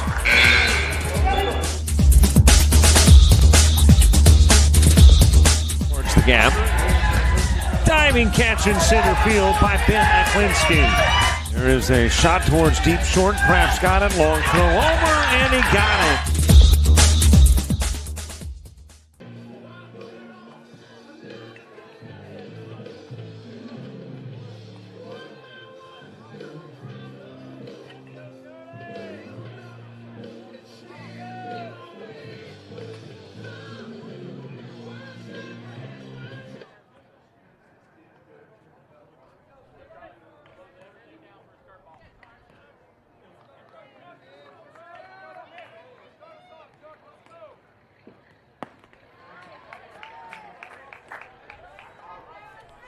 Top of the 6th, Charlie Bozeman starting it off.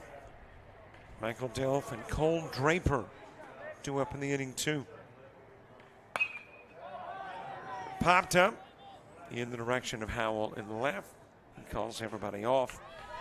Makes the catch, and Bozeman is out number 1.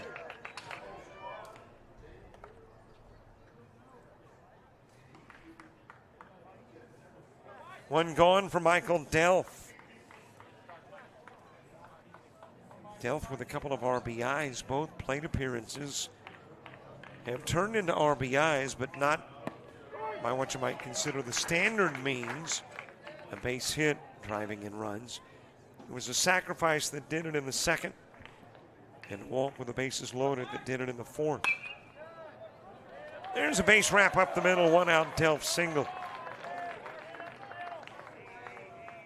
3rd Admiral base hit of the game.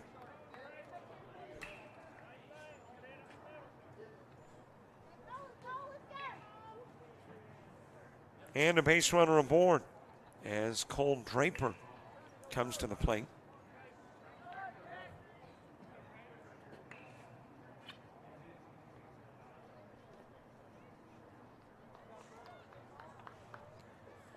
Draper is flown out and ground out. A fly out to left to begin the 3rd, a ground out to 3rd to end the 4th.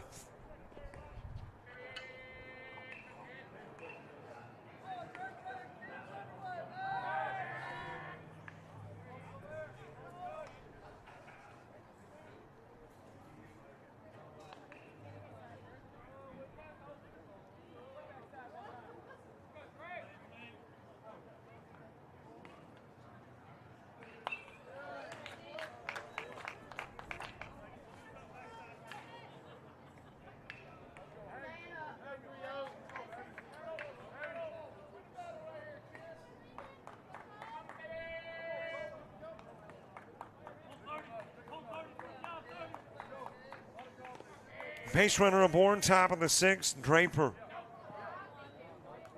A little outside of the strike zone, the Landon Hochel pitch.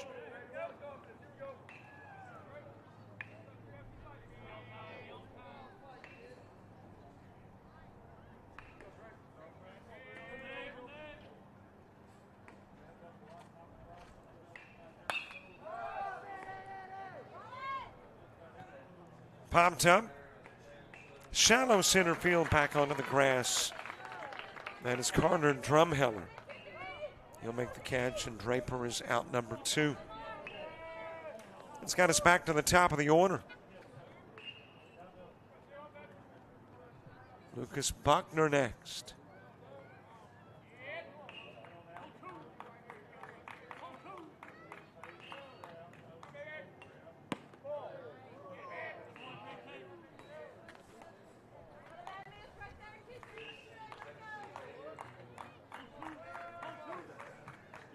Buckner has flown out twice, walked once, scored a run as well. 0 for 2 in the game.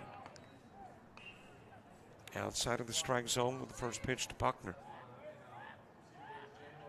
Bottom and top of the order in the 6th for Magnolia Heights. 9-1 and 2. As that is out of the strike zone to Buckner. Landis Davila is on deck.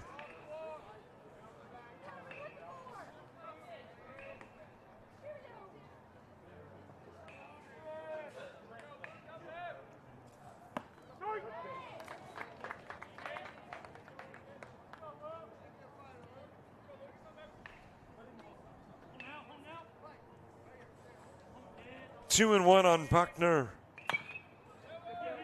Ground towards 2nd. Drumheller underhands to 1st. And got it there before Buckner. 4-3 put out. 4 go up, 3 go down. 1 base hit. 3 of the game for the Admirals. To the 6th we go.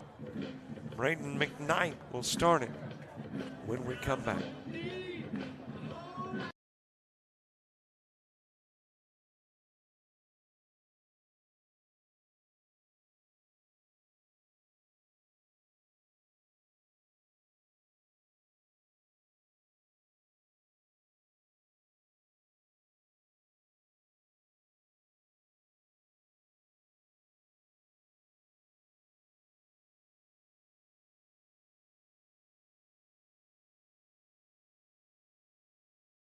You've played some travel ball, you've shared the videos. Mom and Dad can only root so much. It's time to get real interest from the colleges and scouts in your area right where you live.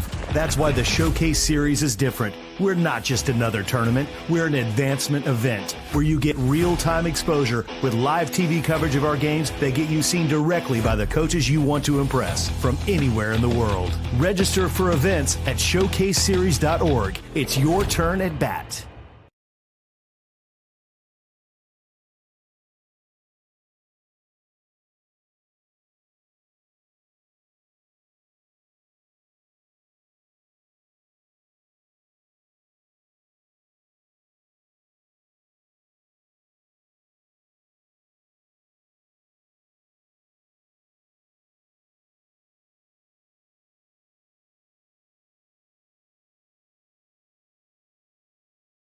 The University of Alabama Online, where legends log in. A tradition of excellence. Decades of experience in distance learning. Empowering students of all ages. More than 90 degree and certificate programs to advance your career. UA Online. Flexible, affordable, legendary. Let your computer be your campus. Visit online.ua.edu.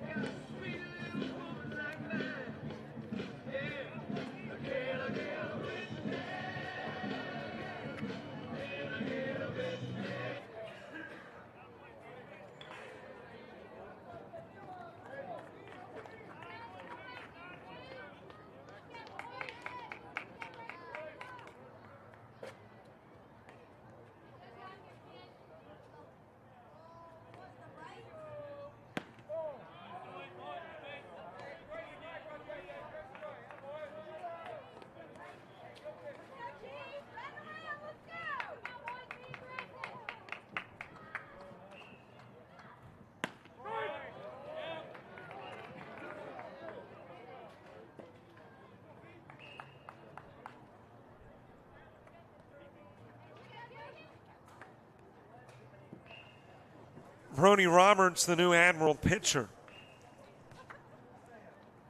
facing Braden McKnight. Here in the bottom of the sixth, and off the first goes McKnight.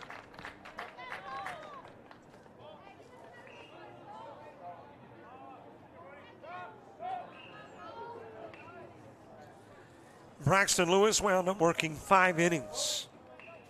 Faced 17, 3 strikeouts, 4 walks. 1 hit batsman, 5 hits, and 4 runs. Can't lose the game. Leaves with the lead.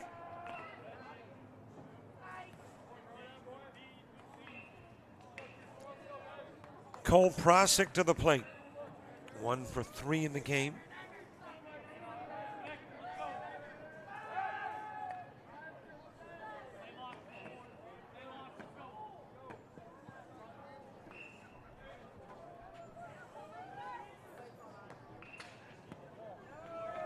Low and away with a pitch to Prosick. Prosick with a single in the first, flew out to center in the second, ground into the 4-3 in the fourth.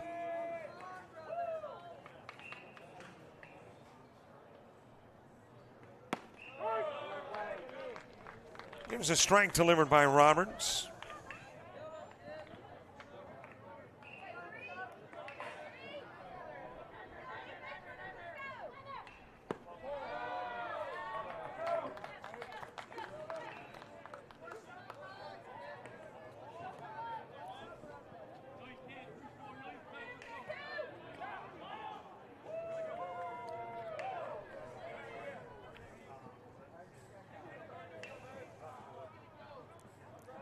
Two balls, 1 strike. Quincy Pratt moving to the on-deck circle. That is lifted towards center field and able to catch him with it just prior to the warning track is Brendan Seigler, and storming back to first goes McKnight. That one looked like it might leave the park. McKnight thought it was. Had to put on the brakes and hit the accelerator to get back to first.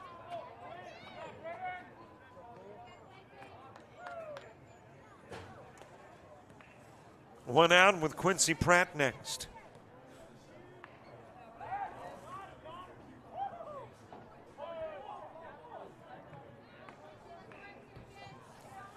Pratt with a couple of singles sandwiched around a line out to second.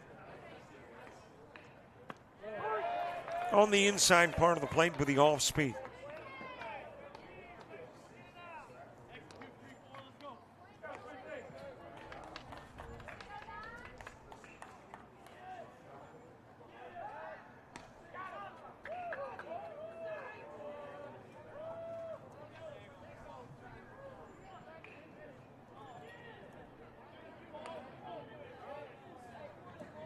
Oh, 1 pitch. Got a piece of it, fouled it back to the screen. Had he not, McKnight would be off to second.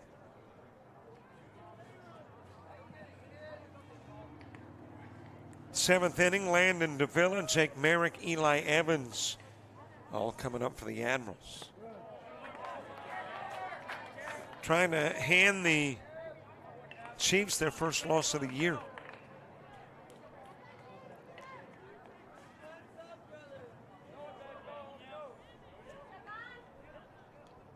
1-2 pitch, outside and the count evens.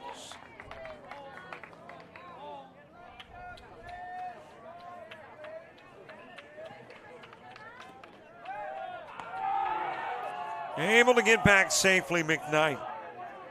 Admirals thought they had him picked off, but able to get back safely. Into left field, that'll be a Pratt base hit.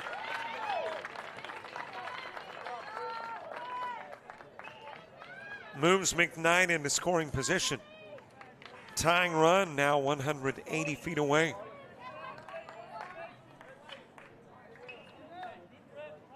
Harlan Hovener next. Hovener is grounded into a 3-6, been hit by a pitch and popped out to second.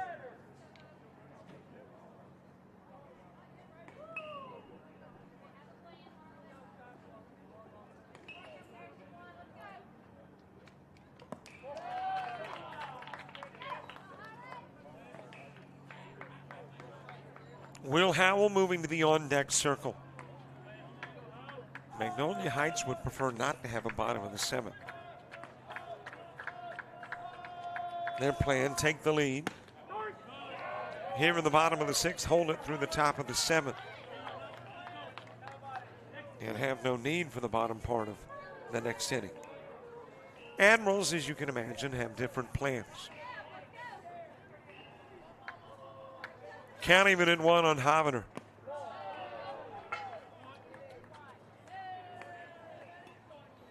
Ground into a 3-6 in the first. Then got Quincy Pratt off the base path. Hit by a pitch in the second and flew out to short in the fourth.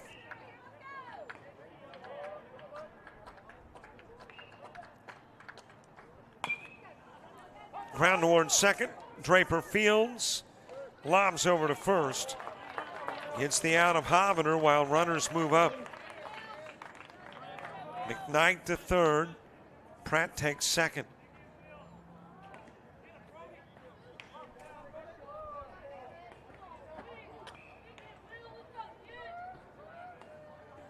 And there's 2 gone for Will Howell.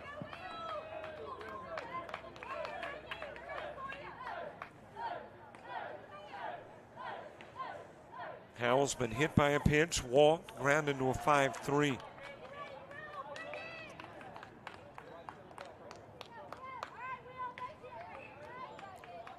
Brody Roberts trying to work a scoreless sixth, send it to the seventh when Merrick, Evans, and Siegler come to the plate.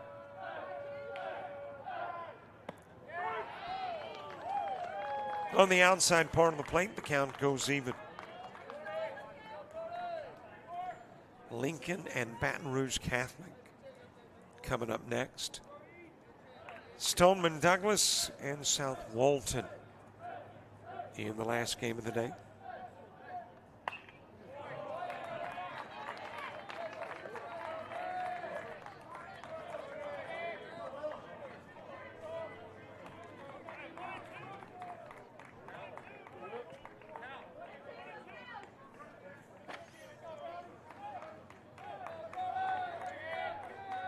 Here's the Roberts 1-1 offering. Ground towards third, backing up to field. Merrick into the dirt, but able to reach out and make sure he gets it before Howell arrives. That is Evans. And Howell will leave 2 on. No hits, 2 stranded. That is 9 left on through 6 innings for Magnolia Heights, who left 12 on in the prior game. We go to the 7th. Admirals by 1.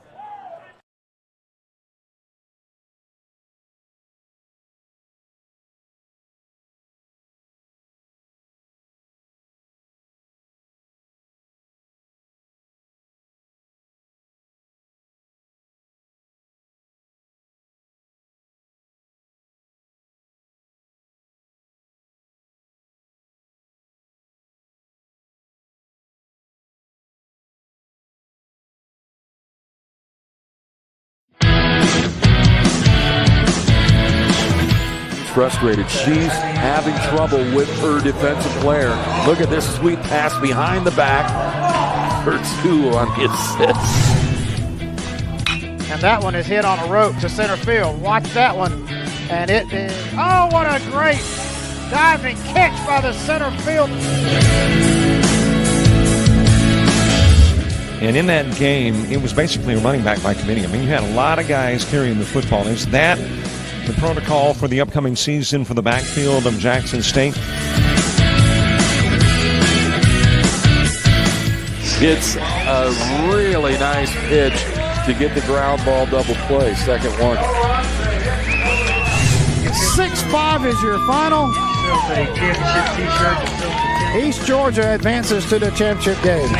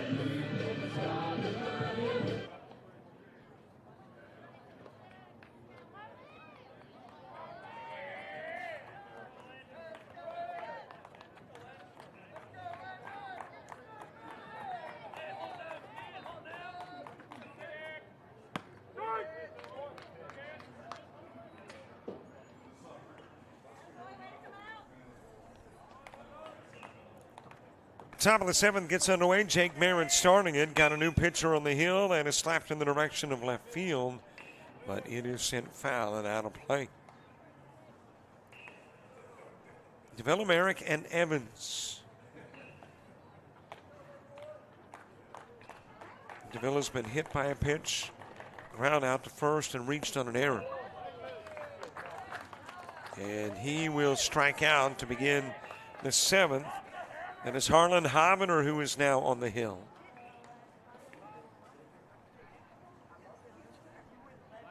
Hovener moving in from right field, relieving Landon Poshell, who worked 2 1/3. Faced 11, 1 strikeout, 1 walk, 2 hits, 2 runs. Strike delivered to Merrick.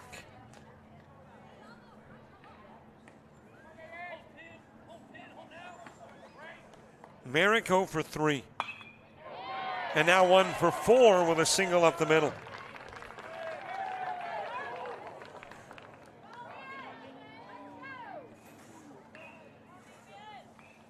That is the 4th Admiral hit of the game. And it's got Merrick on for Eli Evans.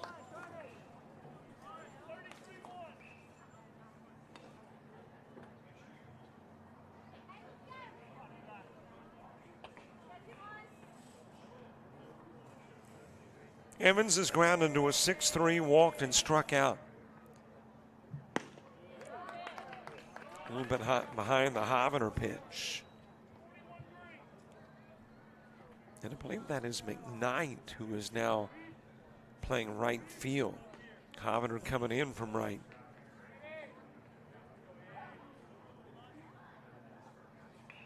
Eli Evans, high and away, off and running is Merrick. Throw winds up in center field. Merrick in scoring position.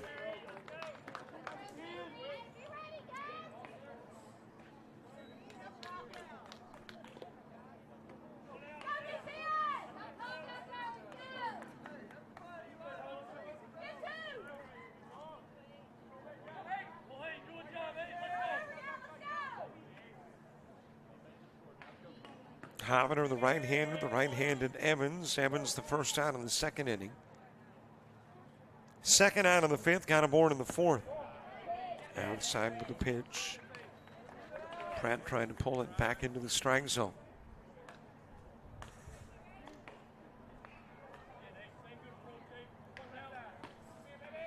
Opening game went 2:29. This one 2 hours and 7 minutes in.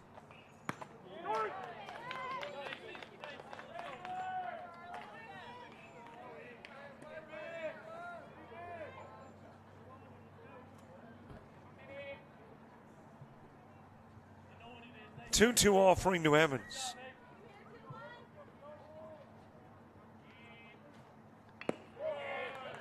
Too low, too far inside, and the count runs full.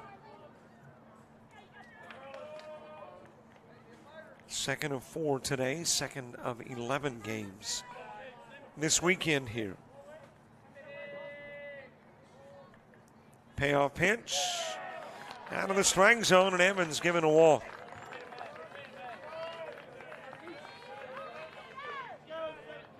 So Hovender comes in, strikes out Davila. Gives up a single to Merrick and the walk to Evans. And a couple of base runners aboard. Got a pinch runner coming in. And again, that is Alexander who will run for Evans.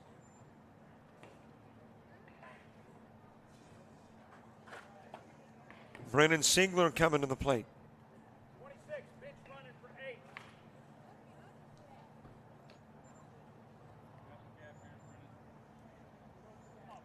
Siegler 2 for 3 in the game. A couple of RBIs and he's scoring a run. Singles in the second and fifth. That is right up the middle. Backhanded at second by Drumheller. Able to get the out of Evans at second on the 4-6. 2 gone, runners on the corners as Merrick takes third.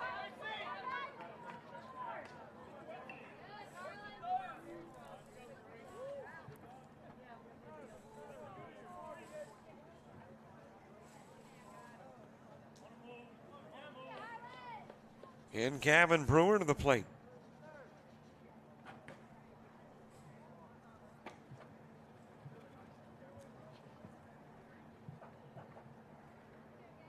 Brewer has walked, been hit by a pitch, and popped out in the second.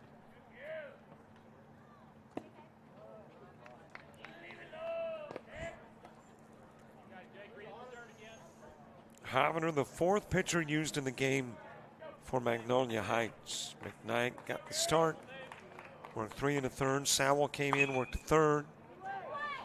Hit the short, fielded by Prosick. Was the quickest route to an out. And Brewer hits into the 6-4 for out number 3.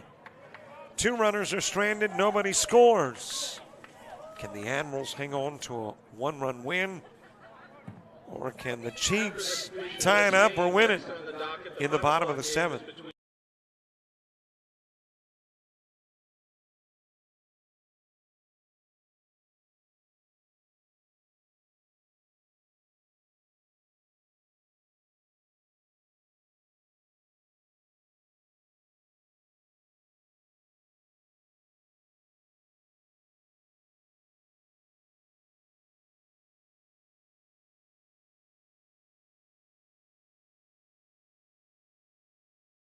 Sports fans, we pack stadiums, arenas, and local gyms every day. And every sports fan is uniquely human. Seeing each play with your own eyes, triggering your own emotions. And as humans, we won't agree on every call, but we can act with empathy and consideration. So put yourself in the official shoes. Be more than a fan. Be officially human.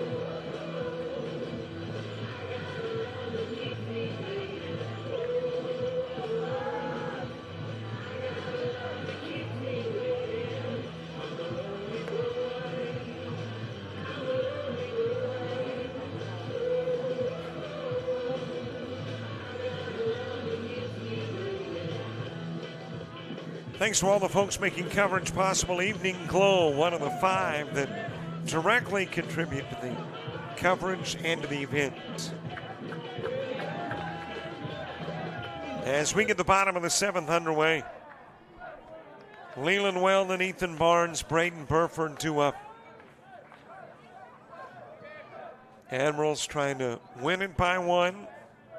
Chiefs going, heck, if we tie it up in the bottom of the 7th, might as well win it in the bottom of the 7th. We'll see which mindset prevails.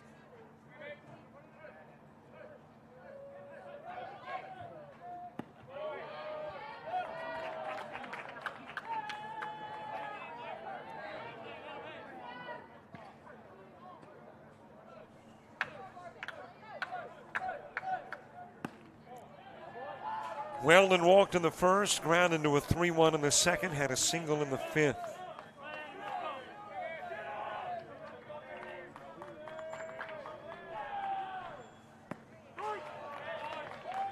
Two and 1 on Weldon. Barnes and Burford 2 up.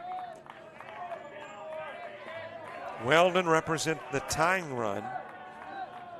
Barnes represents the winning run. And on is the tying run, Weldon.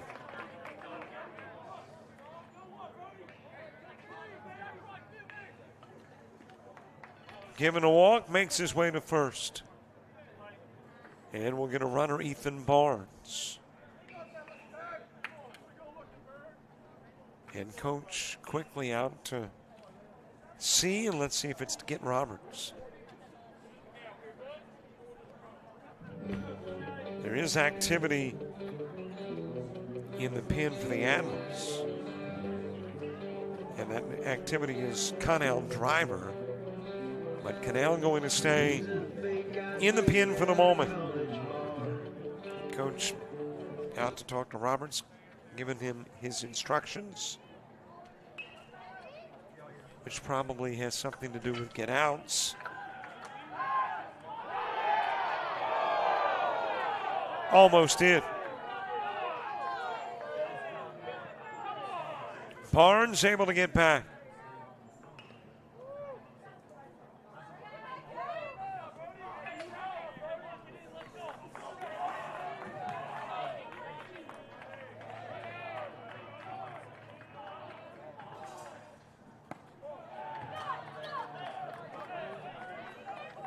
One and 0 on Ethan Barnes. Weldon at first. Again over to first with the throw, and again Weldon able to get back. Braden Burford is on deck. Roberts 1-0. And the count goes even at 1.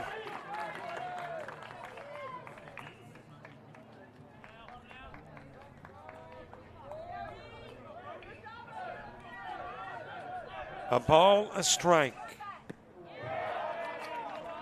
And now 1-2 on Barnes, who had a bases loaded walk in the first, singled in the third, reached on an error in the fifth.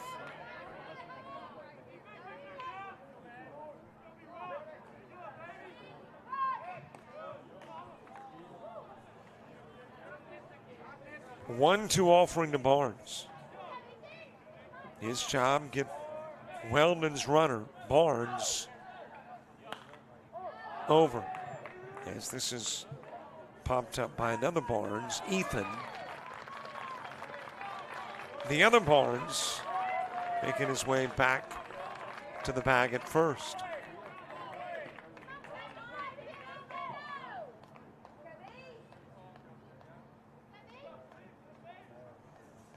So on away with Braden Burford next.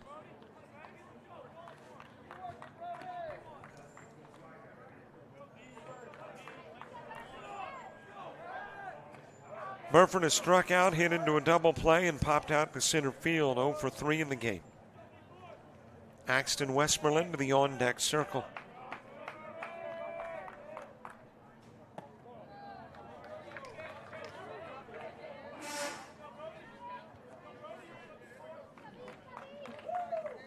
One out, one aboard. And the guy wearing 1 at the plate. Going tall with the toss. Potential tying run still over at first. Now with 1 away. Burford struck out as the second out of the first inning. Ground into the double play in the third, and then popped out in the center field in the fifth.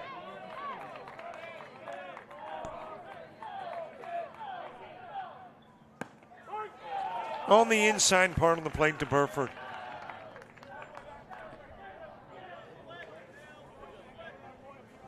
Count goes to 3-1.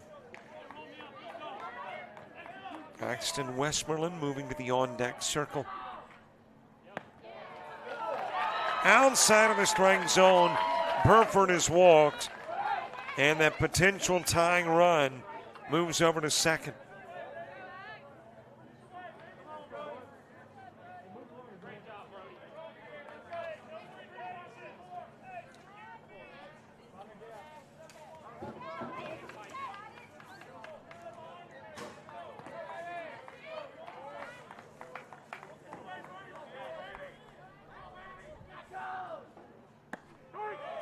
Strike delivered to Axton Westmoreland. By the way, the gentleman running at first, I believe, is Jack Price. 15 on the roster listed as Ethan Barnes, but we know that 38 is Barnes. So I think that is Price running over at first. Now at second. Couple of strikes on Westmoreland.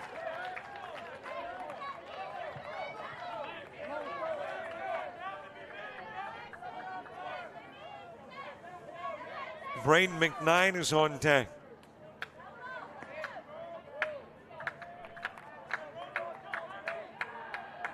Throw to second and able to get back safely is Price. Well, he's had some adventure on the base path over at first and now in second. Roberts twice, close to getting him.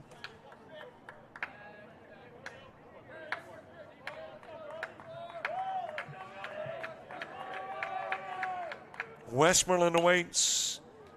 That is a foul ball outside of the field of play. Looked like it might bend back towards right fielder Landon Davila, but it will stay on the other side of the chain link and keep the count at 0-2.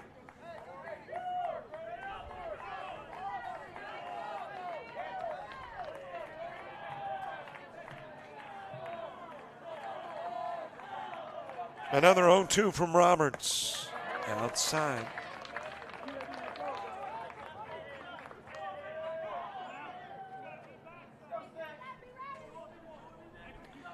Westmoreland, the DH.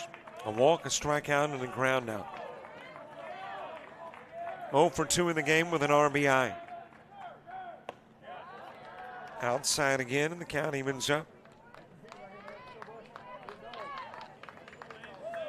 The walk came in the first with the bases loaded.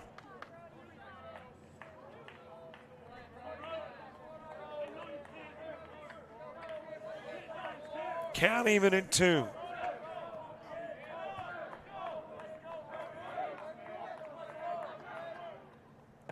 Swing and a miss, a big out of Westmoreland.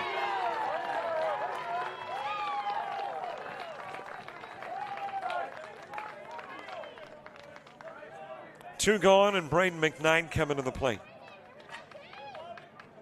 And for the Chiefs, it is up to McKnight.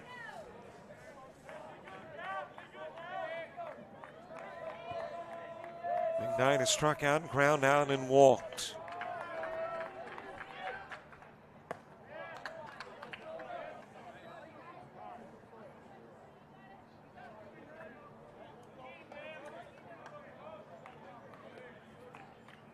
Top of the order, moving to the on-deck circle.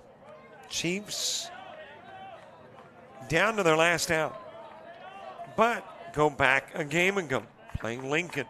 Needed some insurance. 2 quick outs. And 9 at-bats later, the inning finally came to an end. And they had scored 5 runs with 2 gone. They would like some similar success here. 1-1 pitch. And apparently that hit McKnight. And that's the reason for the ball ricocheting over towards the screen. And it is loaded.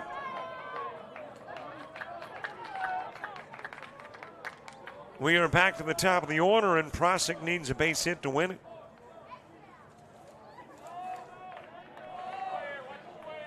His only base hit of this game came about 2 hours and 20 minutes ago.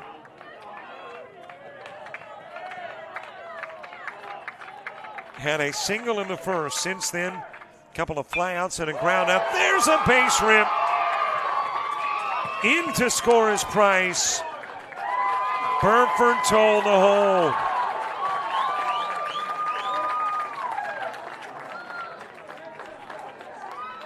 Chiefs opt to go the safe route.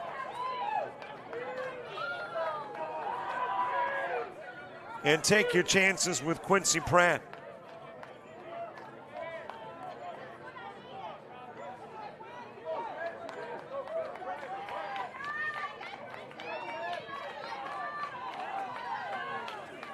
Pratt is 3 for 4 in the game.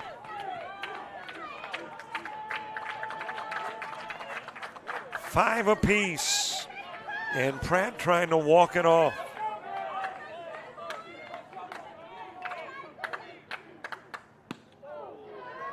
And the bases are loaded, by the way. So there are a lot of scenarios that weigh towards the Chiefs right now. Hit a batter, walk a batter, error committed, base hit. All potentially bring the winning run in. Another pitch missing.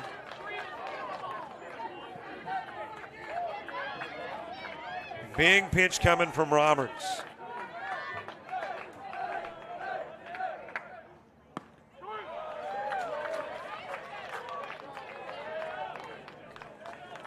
That was a near must strike from Brody Roberts. Did not want to run the count to 3-0. 2-1 pitch, and we're even at 2.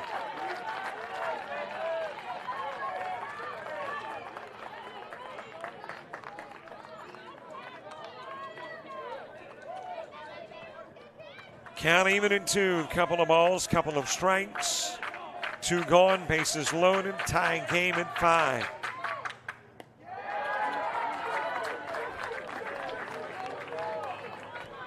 Well, it's down to this. 1 pitch.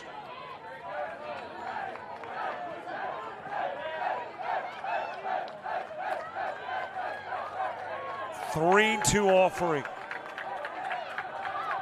5 apiece. Hit towards short.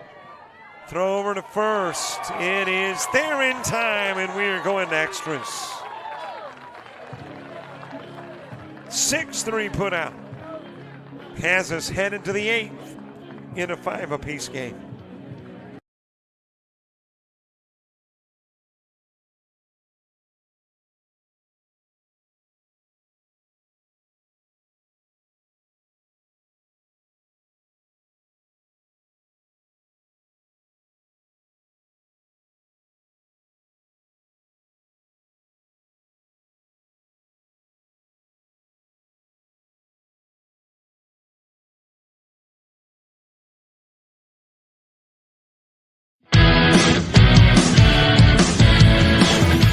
Frustrated. She's having trouble with her defensive player.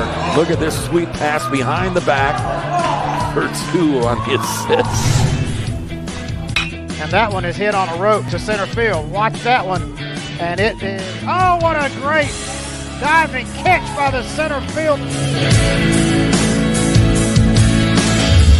And in that game, it was basically a running back by committee. I mean, you had a lot of guys carrying the football. Is that the protocol for the upcoming season for the backfield of Jackson State? It's a really nice pitch to get the ground ball double play. Second one.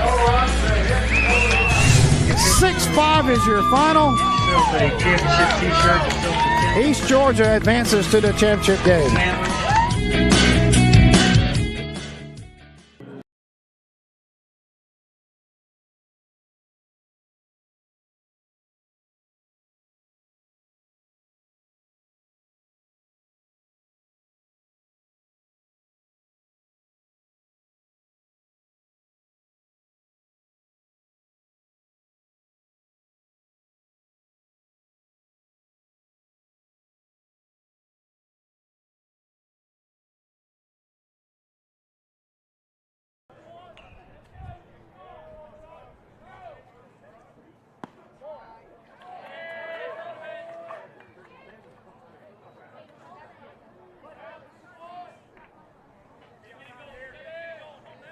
We head to the top of the 8th in a 5-5 game. Charlie Bozeman starting it off.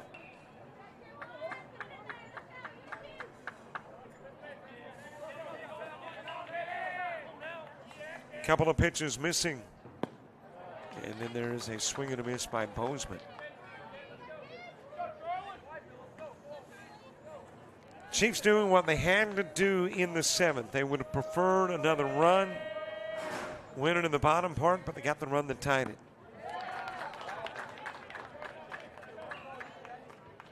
Count goes even in 2 on Bozeman.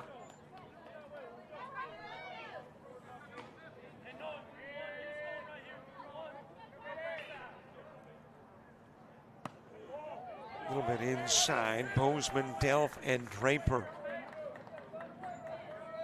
Here in the 8th inning in a 5-apiece contest. And by the way, the 5 o'clock game's not going to start at 5. Strikeout victim Bozeman. Havener able to get Bozeman for out number 1.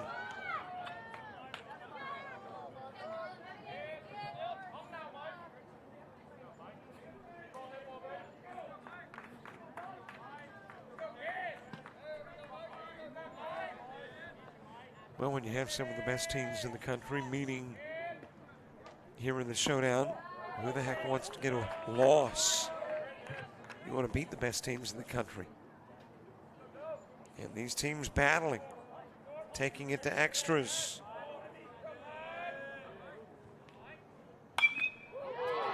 Up the middle, base hit. On is Delph.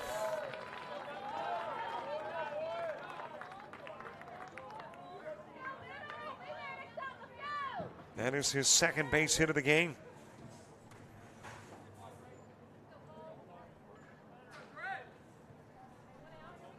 And a base runner aboard as Cole Draper makes his way to the plate.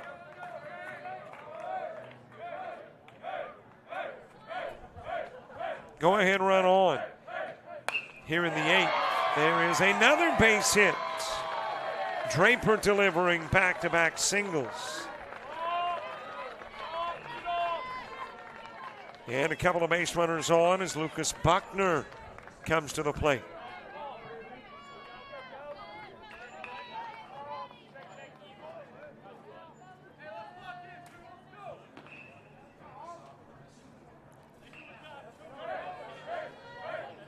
Buckner, a couple of flyouts, a walk and a ground out, 0 for 3 in the game. Did score after the walk. There's a high pitch. Buckner showing bunt. I don't know how serious he is about the bunt.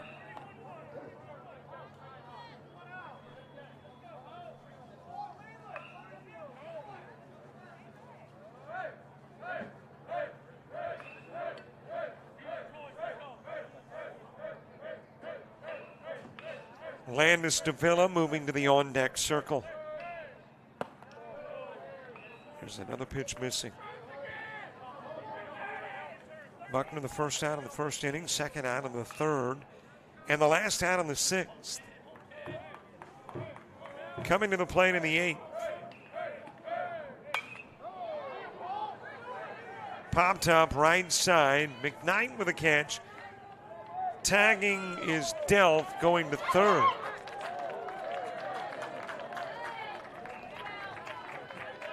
And there's 2 gone.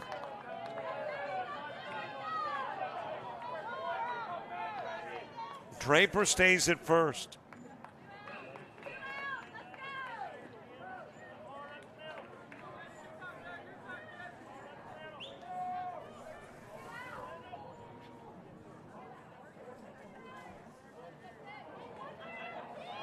And coach coming out to pay a visit to Hovner.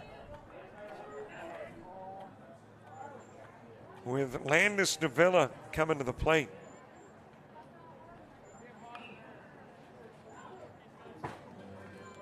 In the inning, Bozeman strikes out to begin. Back-to-back singles, Delph and Draper. And then Buckner with a fly out to right field.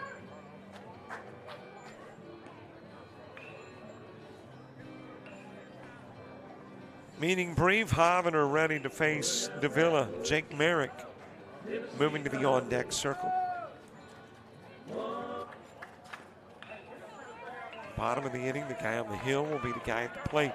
Harlan Hovner. Starting it off, Will Howell and Leland Weldon come to the plate in the eighth, too. And we'll get out of play.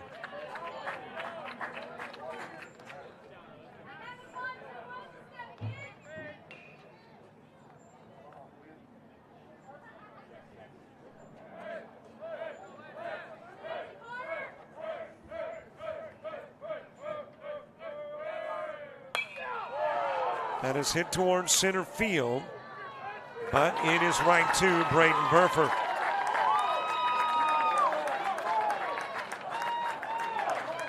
Two runners are stranded off 2 base hits. Nobody scores in the top of the 8th. Chiefs looking for a walk-off in the bottom part.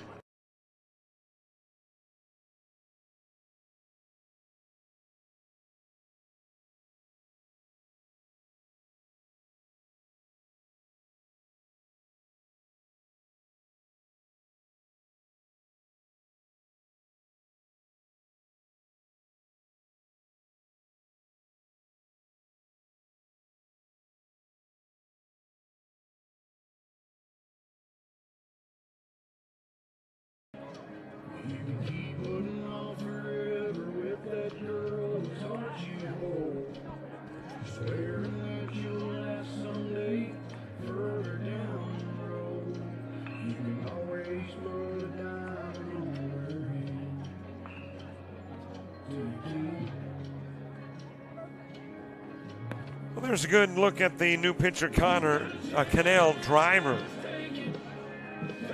Driver relieving Brody Roberts. Roberts came into the ball game in the 5th, worked the 6th and 7th. And in those couple of innings of work, faces a total of 12. He will strike out 1, hand out 3 walks, hit 1, and give up a couple of base hits. and allows the run that ties the game at 5. We'll go to the bottom of the 8th with Hovender, Howell, and Weldon coming up right after this.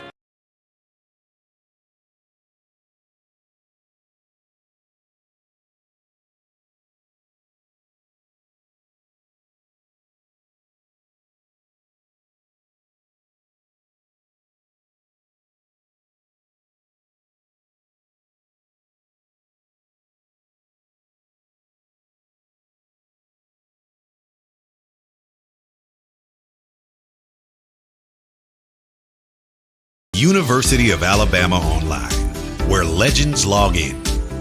A tradition of excellence. Decades of experience in distance learning. Empowering students of all ages. More than 90 degree and certificate programs to advance your career. UA Online. Flexible, affordable, legendary. Let your computer be your campus. Visit online.ua.edu.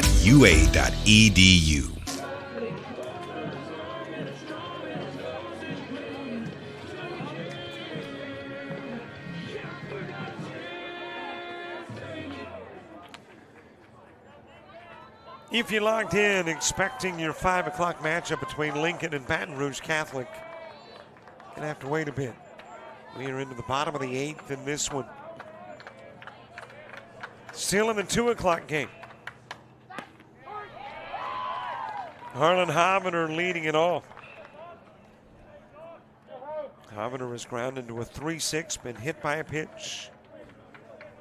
Popped out to short and ground out to second.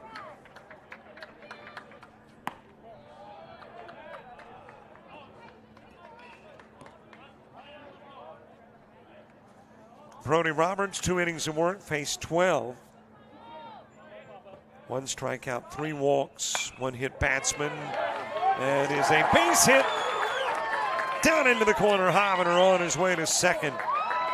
Leadoff double in the 8th.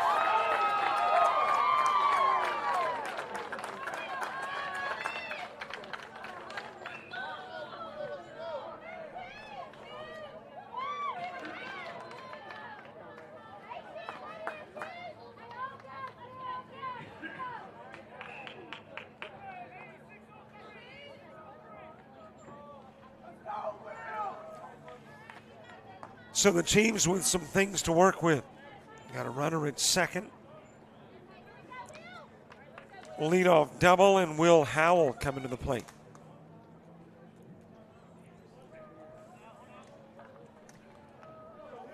Do you try to sacrifice him over? They leave him in the game to not put a courtesy runner in. He is the pitcher. No indication from Howell a bunt's coming. They want to get him to third during the Howell at bat.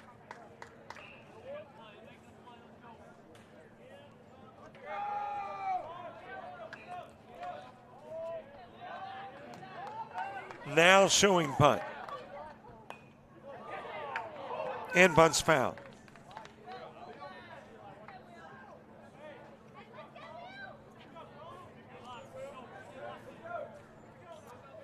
So the question becomes, is the bunt sign on with a couple of strikes? Most coaches no, some coaches a handful, yes. Howell 0 for 2 in the game. 0-2 pitch, just a little bit inside.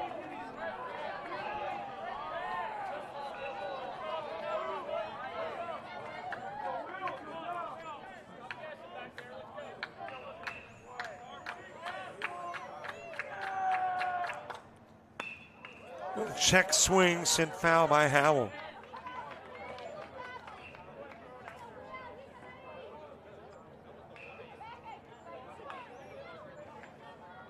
Howell hit by a pitch in the first, walked in the second. Ground out to third in both the 5th and 6th innings.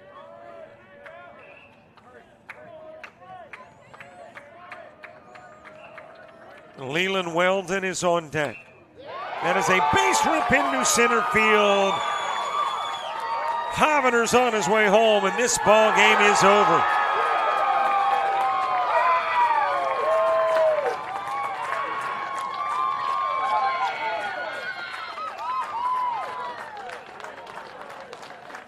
It wraps up in the bottom of the 8th. Ladies and gentlemen, what a game that was. Let's give it up for both teams.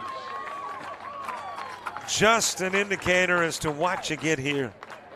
Extra inning, 1 inning, walk-off ball game. For the 5 o'clock game will be Lincoln Trojans against Farragut, 5 runs off 6 hit and error committed, stranding 6. supposed to be slotted for a 5 o'clock start. They get a run in the 2nd, couple of runs in the 4th, 2 more in the 5th. Feel free to visit the For the Chiefs, who stay unbeaten, 9 hits, 6 runs, 1 error.